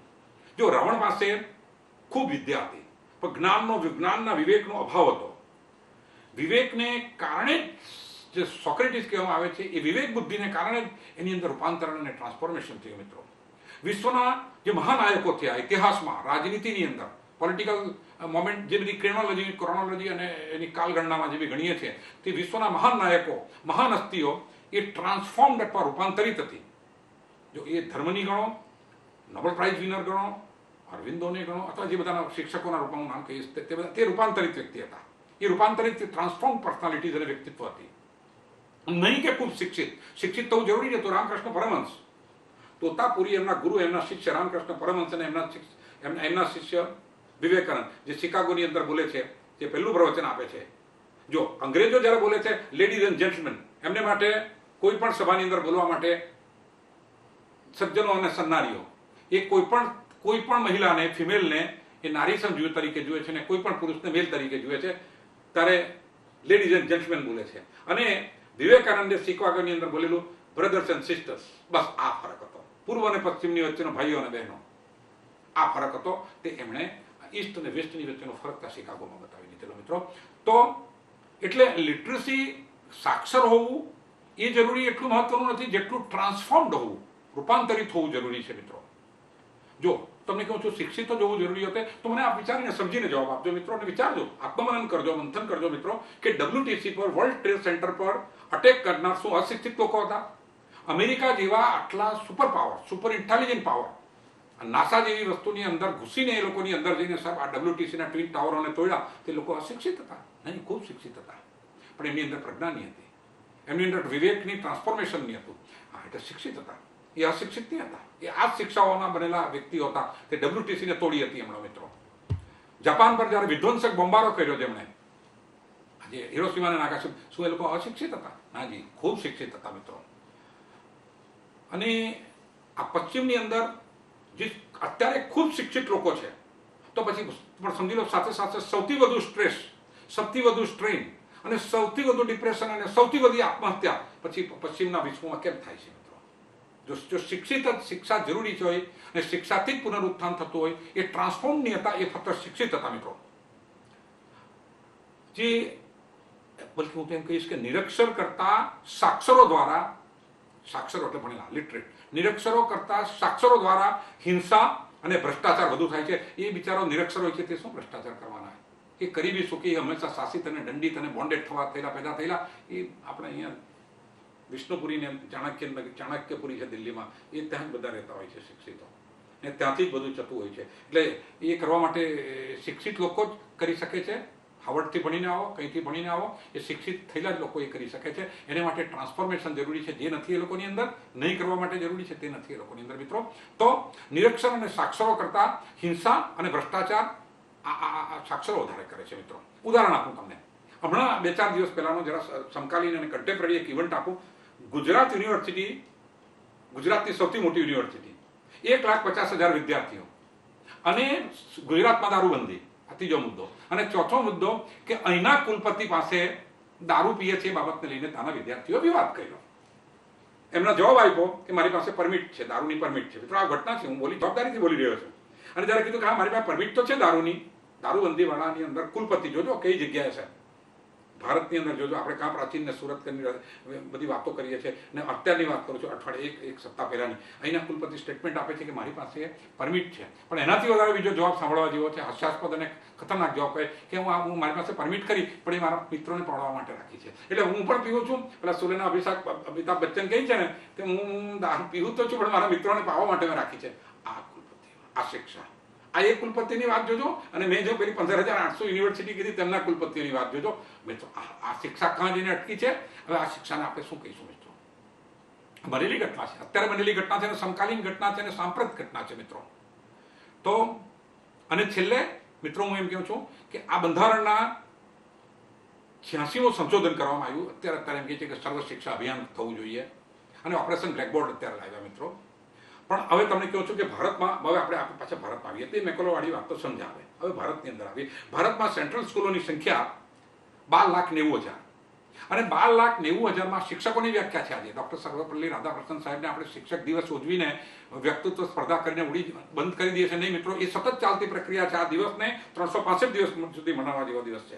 એટલે અંગ્રેજીની અંદર બીજો 3 શબ્દ જોડી દઉં. મેં સર કીધું, મેડમ કીધું, બેટર હાફ કીધું. આપણે એક શબ્દ બોલીએ છીએ કે વેલેન્ટાઇન ડે અથવા મધર્સ ડે. જો તે જમાનામાં યુરોપની અંદર 16મી શતાબ્દીમાં લગ્ન નામની વ્યવસ્થા જ નહીં હતી.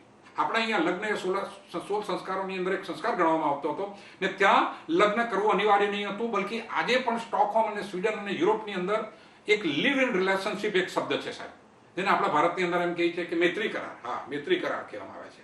એ લિવ ઇન રિલેશનશિપથી તે લોકો રહે છે, અને આજે પણ સ્વીડનની અંદર 68% કરતાં વધુ લોકો મૈત્રી કરારથી રહે છે મિત્રો, અથવા લિવ ઇન રિલેશનશિપથી રહી છે. એટલે કોઈ પણ પુરુષ કોઈ પણ સ્ત્રી માટે અમુક નિશ્ચિત હતા ગમે તેટલા સમય માટે રહીને, કોઈ પણ સ્ત્રી કોઈ પણ પુરુષ સાથે ગમે તે સમય માટે રહી, ગમે તે સંબોધન વગર, કોઈ બી સામાજિક બોન્ડેડ રિલેશનશિપ વગર રહી છે. ગુલજારનું વાક્ય, કે ગુલજારની એક સરસ કવિતાની એક લીટી વચ્ચે બોલી દઉં, કારણ કે આજે ભારે ભરકમ વાતોની અંદર મારી આદત સ્વભાવ પ્રમાણે, प्यार को प्यार ही रहने दो, इसे रिश्तों का इल्जाम न दो. બસ એ લોકો એમાં બહુ વધારે માને છે ફિલોસફીમાં. એ રિશ્તોનો ઇલ્ઝામ નથી આપતા કે અમારી પત્ની છે ને અમારી ભાભી છે ને મારી કાકી છે ને જેઠાણી, એ નથી માનતા બધી વાતોની અંદર. તો મિત્રો એ આ યુરોપની અંદર આ થાય છે. હવે જ્યારે આ થાય છે ત્યારે એમની જે સંતાનો થાય છે એ સંતાનો જો સમાજની અંદર પોતે પોતાની અલગ રીતે અલગ રહેવા માંડે છે ને તે બી અલગ સ્ત્રીઓ સાથે ને અલગ પોતાની સંતાનની જે ફિમેલ બેબીઝ છે, છોકરીઓ છે, તે અલગ પુરુષો સાથે રહે છે. હવે એમની જ્યારે સંતાનો થાય છે એ સંતાનોને પોતાના પિતા સાથે મળવા માટે વર્ષમાં એક દિવસનો મોકો આપવામાં આવે છે. એની માને મળવાનો એક દિવસ, માને દીકરાને મળવાનો એક દિવસ તે મધર્સ ડે, દીકરાને બાપને મળવાનો અને બાપને દીકરાને મળવાનો એક દિવસ એ ફાધર્સ ડે. એ લોકો એક દિવસ માને મળી શકે, એક દિવસ બાપને મળી શકે. પણ આપણા ભારતમાં જ્યારે આપણે આપણા માતા પિતાની સાથે 365 દિવસ રહેતા હોય છે એની આસપાસ, તો આપણે શા માટે દિવસમાં વર્ષમાં એક વાર મધર્સ ડે ને એક વાર ફાધર્સ ડે બનાવવો જોઈએ? આ અંગ્રેજી સભ્યોની સાથે વેલેન્ટાઇન ડે ઉજવીએ છીએ. વેલેન્ટાઇન જે જ્યારે લગ્નની પ્રથાની હતી ત્યારે એમના વિરુદ્ધ એક ઈસાઈયતના એક પાદરી થઈ ગયા. તેમણે કીધું નહીં, એક સંબંધોથી જોડાવવું જોઈએ પુરુષો અને સ્ત્રીઓએ. એક લગ્ન નામની સંસ્થા હોવી જોઈએ. મેરેજ શુડ બી ઇન્સ્ટિટ્યુશનલાઇઝ, એક ઇન્સ્ટિટ્યુશન હોવી જોઈએ.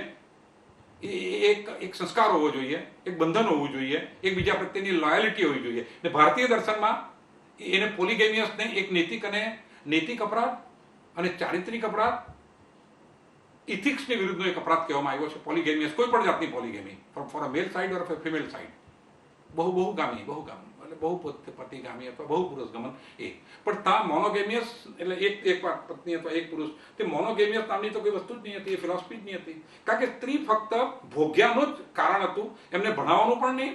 એ ફક્ત ભોગ્યા અથવા આવી રીતે અશિક્ષિત અવસ્થામાં એક સેકન્ડરી અથવા ટર્સરી સ્ટેટસ સાથે જીવવાની. તો તેમને આ ખોટું છે. તો એમણે અને અમાનવીય સમજીને એમણે એ પ્રેમી અને પ્રેમિકાઓ જે સાથે રહેતા હતા, લિવ ઇન રિલેશનશીપને એ લોકોએ લગ્નમાં પરિણિત કરવા માટે, એ લોકોને હંમેશા માટે સાથે રાખવા માટેના એને પ્રયત્નો કરવામાં આવ્યા અને એમાં સફળ થયો. પણ તે રાજાની આજ્ઞાની વિરુદ્ધ કર્યો. રાજાએ એમને પકડ્યો અને એમને ફાંસી પર ચડાવી દેવામાં આવ્યો. આ વેલેન્ટાઇન નામના એ પાદરીને, સેન્ટ વેલેન્ટાઇનને ફક્ત આ કાર્ય કરવા માટે, આ પ્રચાર કરવા માટે, આ સુધારાવાદી કરવા માટે પોતાની જીવનનું બલિદાન આપવામાં આવ્યા. ને આજે વેલેન્ટાઇનની અંદર આપણે શું બોલીએ છીએ? છોકરો એના દાદાને કહે છે કે મારા વેલેન્ટાઇન છે, છોકરો દાદીને કહે છે મારા વેલેન્ટાઇન છે. અરે વેલેન્ટાઇનનો અર્થ સમજીને વેલેન્ટાઇન કહેવું જોઈએ મિત્રો. વેલેન્ટાઇનની પાછળની આખી સમજ, સોચ, વ્યાખ્યાઓ સમજ્યા આ લાદી છે, આ દાસ્તાઓ લાદી છે મિત્રો. મારો એ શબ્દ કહેવાનો છે મિત્રો. તો સેન્ટ્રલ સ્કૂલોની સંખ્યા કીધી 12,90,000. હવે શિક્ષકોની વાતો સાંભળીએ મિત્રો. એ 12,90,000 જે સેન્ટ્રલ સ્કૂલો છે તે જે એનો જે 88મો બંધારણનો સુધારો આવ્યો, ઓપરેશન બ્લેકબોર્ડ અને સર્વ શિક્ષા અભિયાન, તેની અંદરના પછી જ્યારે કમિટી બનાવવામાં આવી ત્યારે એ કમિટીએ કીધેલું કે 43% સ્કૂલોની અંદર 30 વિદ્યાર્થી પર એક શિક્ષક છે. 9% વિદ્યાલયોમાં માત્ર એક શિક્ષક છે. અને 20% વિદ્યાલયોની અંદર શૈક્ષણિક કોઈ પણ ક્વોલિફિકેશન વગર શિક્ષાઓ ચાલી રહી છે મિત્રો. આ ધીસ ઇઝ ધ સિચ્યુએશન. પ્રાથમિક, માધ્યમિક અને ઉચ્ચતર માધ્યમિકમાં 32 લાખ શિક્ષકોની જગ્યા છે. તેમાંથી 7 લાખ પદ ખાલી છે. જીડીપીનો 2011-12ની અંદર ફાઇનાન્સ બિલની અંદર જીડીપીના ગ્રોસ ડોમેસ્ટિક પ્રોડક્ટના 4% શિક્ષાના માટે માત્ર ખર્ચ કરવામાં આવે છે. ડિફેન્સને જોવા આ શિક્ષા. હવે અહીંનું ધન શિક્ષા કેવી રીતે પામશે, દીક્ષા કેવી રીતે પામશે અને કેવી રીતે જ્ઞાની થશે? 4%. અહીંયા ભણતર માટે, શિક્ષા માટે 4% જીડીપીનો એલોટમેન્ટ થયું છે મિત્રો. દરેક વિદ્યાર્થીને 2004-5માં 888 રૂપિયા પર કેપિટલ પર વ્યક્તિ 888 રૂપિયા ફાળવવામાં આવેલા. આજે 2011-12ની અંદર 2,986 રૂપિયા. હવે 2,986 રૂપિયા એક વ્યક્તિની અંદર ભણવા પાછળનો સરકાર ખર્ચ કરે છે. તેમાં બધું જ આવી ગયું. સ્કૂલ પણ આવી ગઈ, માસ્ટર પણ આવી ગયા, ભણાવવાનું પણ આવી ગયું, ભણવાનું પણ આવી ગયું, યુનિવર્સિટી આવી ગઈ, સ્કોલરશીપ આવી ગયું. હવે આ આપણું શિક્ષા માટેની સરકારની આ બધી વાતો.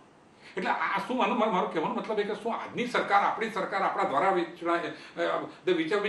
our own government made by us, government for the people, અને આપણા દ્વારા બનાવેલી સરકાર શું આપણને બી પેલા મેકોલોની જેમ દાસ બનાવવા રાખે છે, ગુલામ બનાવવા માંગે છે? અને આ 4% જીડીપીનો ખર્ચ કરે છે શિક્ષા પાછળ મિત્રો. આ શિક્ષા અને શિક્ષકના વ્યવસાયના સંદર્ભમાં હું આજે દુઃખી થઈને કહી રહ્યો છું મિત્રો.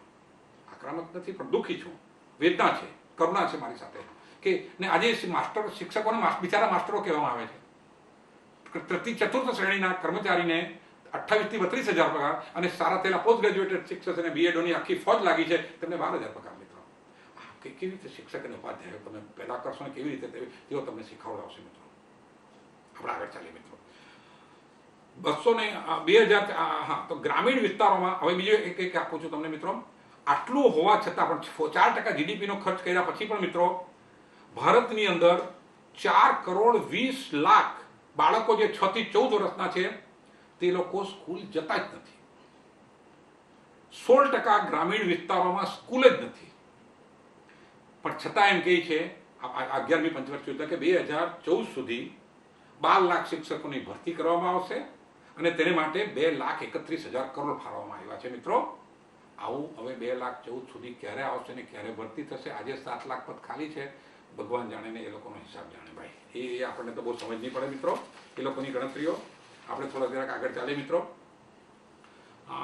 હવે શિક્ષક દિવસની સાર્થકતા થોડી સમજી લઈએ મિત્રો. અને આદિગુરુઓમાં કેટલા આપણે અહીંયા ગુરુઓ કયા થયા છે? આપણે એક સર્વપલ્લી માન સર્વિત એમના નમનકામ કરવાનું મન થાય. આદિગુરુઓમાં મિત્રો વેદ વ્યાસ, જેમણે આપણને 18 પુરાણો અને મહાભારત જેવા મોટા 2 ગ્રંથો, મોટા એપિક આપ્યા આપણને. ભાગવત આપ્યું અને ભાગવતમ આપ્યું અને વેશમકાયન વેદ વ્યાસે એક મહાભારત આપ્યું અને મહાભારત આપ્યું અને 18 પુરાણો આપ્યા. પારાશરી બૃહદ પારાશરી આપી. નારદે સંગીતના શાસ્ત્ર શીખવ્યું. માર્કંડેય મહામૃત્યુંજયનો શ્લોક આપણને આપ્યો બધાથી પહેલા. શુક્રાચાર્યએ મહામૃત્યુંજયની વિદ્યા આપી મિત્રો. બૃહસ્પતિ એ બધા ગુરુઓના આચાર્ય બન્યા. ગર્ગાચાર્ય હતા તે યાદવ કુળ અને કૃષ્ણાપણના આચાર્ય હતા. એમ કહેવામાં આવે છે કે શિવજીએ જ્યારે પાર્વતીજી સાથે લગ્ન કર્યા તો તેમના ઉપાધ્યાય તરીકે, કર્મકાંડી પંડિત તરીકે ગર્ગાચાર્ય હતા. દ્રોણાચાર્ય હતા, બધા જાણો છો કે દ્રોણાચાર્યએ કૌરવ અને પાંડવોના શિક્ષા આપતા, તે આચાર્ય. પરશુરામ હતા, જેમણે દ્રોણાચાર્યને શિક્ષા આપી, જેમણે કૃષ્ણને શિક્ષા આપી, જેમણે કર્ણને શિક્ષા આપી. એને શસ્ત્રના જાણકાર હતા, પરશુરામ હતા. સાંદીપની ઋષિના એક ઋષિકુલ હતું, ગુરુકુલ હતું, તેની અંદર કૃષ્ણ સુદામા ભણતા હતા. માર્તંડ ઋષિ હતા, જેમાં હનુમાનજી ભણતા હતા. ગુરુ દત્તાત્રેય હતા. કહેવામાં આવે છે કે આદિ ગુરુ દત્તાત્રેય છે, તેને 9 નાથ હતા. બધા ગુરુઓના મહાગુરુ કહેવામાં આવે છે. અને જે શ્રીજીના સાંઈ બાબા તેને અવતાર કહેવામાં આવે છે, એમના જ અવતાર ગણવામાં આવે છે. એ ગુરુ દત્તાત્રેયને 9 નાથો, તેમાંથી ગોરખનાથ ને મચ્છિન્દ્રનાથ. ગોરખનાથ સૌથી વધુ પ્રસિદ્ધ છે, તે એ ગુરુ કહેવાતા હતા. પતંજલિના યોગ સૂત્રની અંદર એ પતંજલિએ યોગ સૂત્ર આપ્યા. વિશ્વકર્મા અને આજે આજકાલ વાસ્તુશાસ્ત્ર ચાલ્યું છે, તો વિશ્વકર્મા અને એમના પુત્ર સમરાંગણ મણીને 92 સૂત્રોની અંદર એને આપણે વાસ્તુશાસ્ત્ર આપ્યા. વશિષ્ઠ સૂત્રનું વશિષ્ઠ આપ્યું. વાલ્મીકીએ રામાયણ આપી. વિશ્વામિત્રના ગુરુકુલમાં છેલ્લે રામ, લક્ષ્મણ અને ભરત શત્રુઘ્ન ભણવા જાય છે મિત્રો, એનો ઉલ્લેખ છે. અને બીજા 182 ઉપનિષદોના ઋષિઓ, તે આ પરંપરા છે. આખી લાંબી લિસ્ટ છે મારી પાસે, પણ તેમની મહત્વની વાતો સંસ્કૃતમાં એનો સૂત્ર છે, હું કહીશ. બૃહદ આરણ્યક ઉપનિષદની અંદર છે, રીતે જ્ઞાનાત ન મુક્તિ, જ્ઞાન વગર મુક્તિ સંભવ જ નથી. બીજો, સત્યમ જ્ઞાનમ અનંતમ બ્રહ્મા, છાંદોગ્ય ઉપનિષદનું છે. નહીં જ્ઞાનેન સાદૃશમ પવિત્રમ ઇહા વિદ્યતે, આ ગીતામાં છે. સા વિદ્યાયા વિમુક્તય, એ બધા જાણો છો આપ કે છે. એ બૃહદ આરણ્યક ઉપનિષદનું છે મિત્રો. તો સારભાગ એ થયો છે મિત્રો કે પુરાણો અનુસાર આ વિદ્યા અને શિક્ષા વર્સિસ બીજી બાજુ જ્ઞાન. વિદ્યા અથવા શિક્ષાએ હું આપ્યું છે, આપણને નોલેજ આપ્યું છે, અને જ્ઞાને હું આપ્યું છે, વિઝડમ અને શાણપણ આપ્યું છે. વિદ્યા શિક્ષા આપણને આપે છે પર્સનલ અને પ્રોફેશનલ ડેવલપમેન્ટ આપે છે, ત્યારે આ બાજુ આપણને જીવન આપે છે, પર્સનલ ટ્રાન્સફોર્મેશન. જો એક ટ્રાન્સફોર્મેશન આપે છે અને આ આપણને પર્સનલ અને પ્રોફેશનલ ડેવલપમેન્ટ આપે છે. હવે આપણે ઓપ્શન જોઈએ છે કે શું જોઈએ છે તે વિચાર કરજો. વિદ્યા અને શિક્ષા આપણને જીવિકા આપે છે, ત્યારે જ્ઞાન આપણને જીવન આપે છે, આખું જીવન આપે છે, જીવન જીવવાની પદ્ધતિ આપી દે છે. વિદ્યા અને શિક્ષા પુસ્તક અને કોમ્પ્યુટર પર આધારિત હોય છે, ત્યારે આ જ્ઞાન એ અનુભૂતિ અને રિયલાઇઝેશન પર આધારિત હોય છે. વિદ્યા અને શિક્ષા વિશેષ વિષય સૂચિ સુધી, અમુક સ્પેશિયલ સબ્જેક્ટ સુધી રેસ્ટ્રિક્ટેડ હોય છે, ત્યારે પેલું અનંત હોય છે, એની કોઈ મર્યાદાઓ નથી જ્ઞાનની. આ કોઈ પણ વિષયમાં નિપુણતા સાથે વિદ્યા અને શિક્ષા જોડાયેલી છે. પેલું તેની અંદર કોઈ બી એને કે કોઈ હોરિઝન જ નથી હોતી, બિયોન્ડ હોરિઝન્સ હોય છે. આપણી વિદ્યા અને શિક્ષા એ કહે છે કે આઈ નો, બધા કહે ને આઈ નો, હું જાણું છું. ત્યારે પેલામાં કહેવામાં આવે છે, જ્ઞાનમાં કહેવામાં આવે છે અહમ બ્રહ્માસ્મિ. વિદ્યા અને શિક્ષા કઈ છે, આપે છે આપણને કે ઇન્ફોર્મેશન આપે છે, અને જ્ઞાન ટ્રાન્સફોર્મેશન આપે છે. વિદ્યા અને શિક્ષા કોઈ પણ બાબતનું સ્પષ્ટીકરણ શીખવે છે, ત્યારે અને જ્ઞાન કોઈ પણ બાબતનું તત્વમસી, એક સૂત્ર છે તત્વમસી, અનંત નિજાનંદ ભાવની અનુભૂતિ શીખવે છે. વિદ્યા અને શિક્ષા એ ઓર્ગેનાઇઝડ લર્નિંગ છે, અને જ્ઞાન એ એ રિયલાઇઝ નોઈંગ છે. જો લર્નિંગ નથી, ઇટ્સ રિયલાઇઝ નોઈંગ છે. વિદ્યા અને શિક્ષા એ મસ્તિષ્ક શક્તિને તીવ્ર બનાવે છે અને જ્ઞાન ચેતનાને વિકસિત કરે છે. હવે આપણી પણ ઓપ્શન છે. વિદ્યા અને શિક્ષા આધુનિક વિશ્વવિદ્યાલય બનાવે છે અને પેલું ગુરુકુળ માધ્યમની શિક્ષા આપે છે. હવે એમાં જ્ઞાન, હવે વિચાર કરજો કે જ્ઞાન અને આમાંથી આપણે શું લેવાનું છે તે આપણી છે મિત્રો, આપણા પર છે, આપણે ક્યાં છે તે પણ સમજજો. તો આ શિક્ષક દિવસની સાર્થકતા મિત્રો, શિક્ષક દિવસ જ્ઞાન દીક્ષાને ખરા અર્થમાં સમજવું અને સમજાવવું જોઈએ મિત્રો. નહીં તો આ ઇંગ્લેન્ડના બેરિસ્ટરો જે બધા all the persons who were the member of the Constituent Assembly, who has framed the Constitution, જેને બંધારણ બનાવવાવાળા ગાંધીજીથી લઈને બધા જ, આંબેડકર સાહેબ, ગાંધીજી, પંડિત નહેરુ, વલ્લભભાઈ, વિઠ્ઠલભાઈ, એ બધા અંગ્રેજીને ઇંગ્લેન્ડની અંદર જે કીધું ને 220 સ્કૂલો હતી એક જમાનાની અંદર, ત્યાંથી બેરિસ્ટરેટ લો થઈને આવેલા બધા એ બેરિસ્ટરેટ લો દ્વારા બનાવેલા, એ 12 લોના બેરિસ્ટરો દ્વારા બનાવેલા બંધારણ. એક જુઓ એ બંધારણની કટુતા અથવા વાસ્તવિકતા કે 65 વર્ષમાં 98-99 જેટલા સંશોધનો કરવા પડ્યા છે મિત્રો. અને એ સંશોધનની અંદર આજે બી એ સમજ નથી પડતી કે જ્યુડિશિયરી બરાબર છે કે કાર્યપાલિકા બરાબરની છે કે પાર્લામેન્ટરી સિસ્ટમ બરાબર છે. એ વિવાદની વસ્તુ છે. એ ભારતની અને આ ઇમ્પોર્ટ એક્સપોર્ટ આપણી જે આયાત નિર્યાત પદ્ધતિનું બધી એ ખતરનાક તકે અસમતુલા થઈ ગઈ છે. પ્રાચીનની કૃષિ પદ્ધતિનો દાટ વળી ગયો છે મિત્રો. કારણ કે અહીંના અર્થનીતિ હવે આ તો થઈ ગઈ છે. અહીંની જે આપણે શિક્ષા નીતિની વાતો કરી, હવે જેમણે કોન્સ્ટિટ્યુશન બનાવ્યા છે તે પણ અંગ્રેજીથી બધું આયાતી જ્ઞાન હતું. હવે અત્યારની તારીખે જે આપણી અર્થનીતિ નિર્ધાર કરે છે બધા હાર્વર્ડના પોસ્ટ ગ્રેજ્યુએટેડ છે, બધા માસ્ટર્સ છે. હાર્વર્ડ યુનિવર્સિટીમાં ઇકોનોમિક્સ ભણેલા ડૉક્ટર મનમોહન સિંહ છે, ચિદમ્બરમ સાહેબ છે, યશવંત સિન્હા છે, એ બધા હાર્વર્ડના, મોન્ટેક સિંહ છે. એ હાર્વર્ડની અર્થનીતિ ભારતની કૃષિ નીતિ પર હાવી કરવા માંગે છે. તેનું પરિણામ આ છે કે આપણે આજે સોનું કયા ભાવે ખરીદવું, સોનું જે વસ્તુ નથી ખાવી તે ખૂબ મોંઘી છે અને જે ખાઈએ છે તે બધું સડી જાય છે. આ અર્થનીતિ છે. અને જે નહીં ખાવું જોઈએ કોલસો, એ બધી વાતો અલગની છે. આ જે થઈ રહ્યું છે તે બસ ભારતની પ્રાચીનતા કહેવાનો મતલબ એ મિત્રો, શાંતિથી ભારતની પ્રાચીનતા, ભારતની શિક્ષા, જ્ઞાન, વિદ્યા, તેમના શિક્ષકોને બિચારા માસ્ટરોમાંથી આ બિચારા શબ્દમુક્તિ મુક્ત કરે અને ખરેખર આચાર્ય, ઉપાધ્યાય અને આ શિક્ષક દિવસના શ્રેષ્ઠ પ્રણેતા ડૉક્ટર રાધાકૃષ્ણનની જેમ એમને માનવામાં આવે, એને માન આપવામાં આવે, એમને આર્થિક વળતર એવું આપવામાં આવે, સમાજમાં એવું સ્થાન આપવામાં આવે મિત્રો કે, કારણ કે ડૉક્ટર રાધાકૃષ્ણન સાહેબનું એક સૂત્ર હતું, એમની ફિલોસોફીનું સૂત્ર હતું કે નો ગોડ, નો એટલે KNOW, નો ગોડ નો પીસ. એટલે તમે ભગવાનને જાણશો તો જ શાંતિ પામશો. પણ એની જગ્યાએ હવે થયું છે કે નો ગોડ, ભગવાન નથી અને શાંતિ જોઈતી નથી. નો ગોડ નો પીસ. હમણાં વર્ષે આ સૂત્ર ચાલી રહ્યું છે મિત્રો. ગુરુ જ બ્રહ્મા છે, માતા સૌથી મોટી ગુરુ છે, સૌથી પ્રથમ ગુરુ છે. એ બાળકને ચાલતા, ફરતા, ઉઠતા, બેસતા, જીવનની સક્રિયાઓ એ બધી વસ્તુ શીખવતી હોય છે. એ લર્નિંગ, બધાથી પહેલી લર્નિંગ પ્રેક્ટિસીસમાંથી શીખતા હોય છે. ગુરુ બ્રહ્મા, ગુરુ વિષ્ણુ, ગુરુદેવો મહેશ્વરા, એ બધા કીધા છે. એ આપણા આદિ ગુરુઓ છે મિત્રો, માતા ગુરુ છે. સમસ્ત બ્રહ્માંડની જે વસ્તુ જ્યાં જ્યાંથી મળે તે લાવવું. દત્તાત્રેયે જે 24 ગુરુ કરેલા તેની પાછળનો એક આ સૂત્ર છે કે જ્યાંથી જે મળ્યું, આ પેલી મધમાખી નાનું નાનું કે પતંગિયું લે છે તેવી રીતે જ્યાંથી જે મળ્યું, જहाँ से जो मिला सीखा हमने, राज कपूर एक गीतમાં ગાય છે. તો બસ એ जिस देश में गंगा बहती है, બસ આ ગંગાના અંદર જે દેશમાં વહે છે ત્યાં શિક્ષણ બી એવું હોવું જોઈએ, ત્યાંના લોકોનું માનસ પણ એવું હોવું જોઈએ કે જ્યાંથી જે મળે સબ કુછ સીખા હમને, ત્યાંથી અમે શીખવું જોઈએ મિત્રો. કે હાલના ને પણ વિશ્વ વિડંબના છે કે રાજીવ ગાંધીના એક મિત્ર હતા શ્યામ પિત્રોડા, એમ કહે છે કે એમને બહુ ટ્રાન્સફોર્મેશન આવ્યા કોમ્પ્યુટર યુગમાં. અને આજે હમણાં પ્રાઇમ મિનિસ્ટરના એજ્યુકેશનના એડવાઇઝર છે શ્યામ પિત્રોડા હજુ પણ. તેમણે હમણાં સ્ટેટમેન્ટ ગયા અઠવાડિયે આપ્યું છે મિત્રો. મને લાગે છે કે એ આધુનિક કાળના ડીવી મેકોલા જેવું આપી બોલી શકાય વિરુદ્ધ એમને જે આપ્યું છે એક્ઝેક્ટ શબ્દસહ કહું છું. એમણે સ્પષ્ટ સલાહ આપી છે કે 19મી સદીની શિક્ષા પદ્ધતિને સમસ્ત રૂપે તિલાંજલિ આપી દેવી જોઈએ. અને અર્વાચીન મેકોલીની એ બીજી ભૂલ નવે નામથી પુનરાવર્તન કરવા માંગે છે મિત્રો. તો આ આપણે સમજવાનું છે કે શિક્ષક, શિક્ષા, દીક્ષા, ઉપાધ્યાય આપણી જીવનમાં કોઈક વ્યક્તિ હશે જે આપણને પથ બદલાવશે.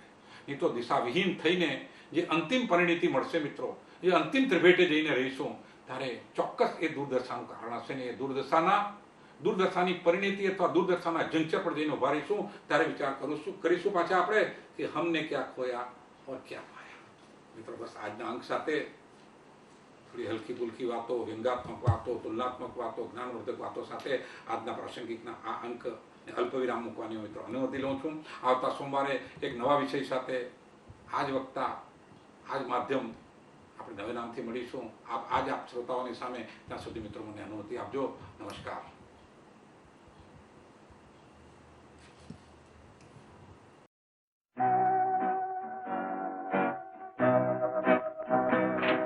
हरी हरी वसुंधरा पे नील नील ये गगन,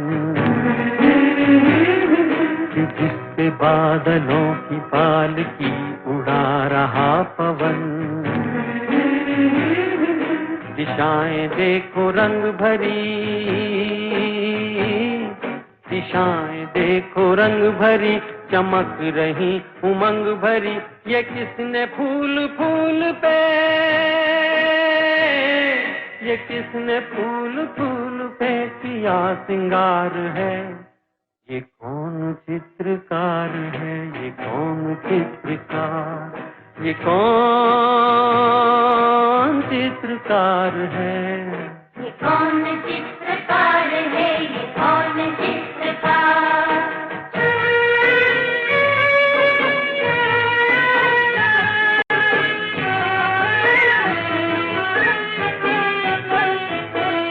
तपस्वियों सी है अटल ये पर्वतों की चोटियां.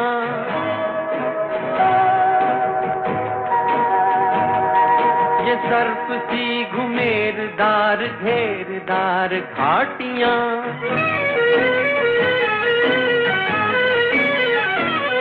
ध्वजा से ये खड़े हुए, ध्वजा से ये खड़े हुए हैं वृक्ष देवदार के. गलीचे ये गुलाब के, बगीचे ये बहार के. ये किस कवि की कल्पना, ये किस कवि की कल्पना का चमत्कार है. ये कौन चित्रकार है, ये कौन चित्रकार, ये कौन चित्रकार है. ये कौन चित्रकार है, ये कौन चित्रकार.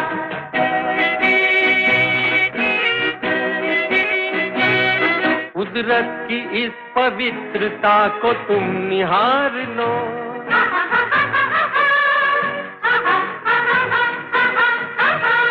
इसके गुणों को अपने मन में तुम उतार लो.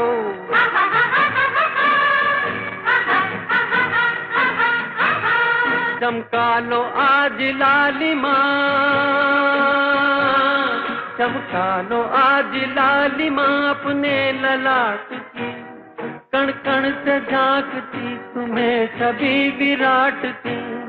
अपनी तो आंख एक है, अपनी तो आंख एक है, उसकी हजार है. ये कौन चित्रकार है, ये कौन चित्रकार, ये कौन चित्रकार है. ये कौन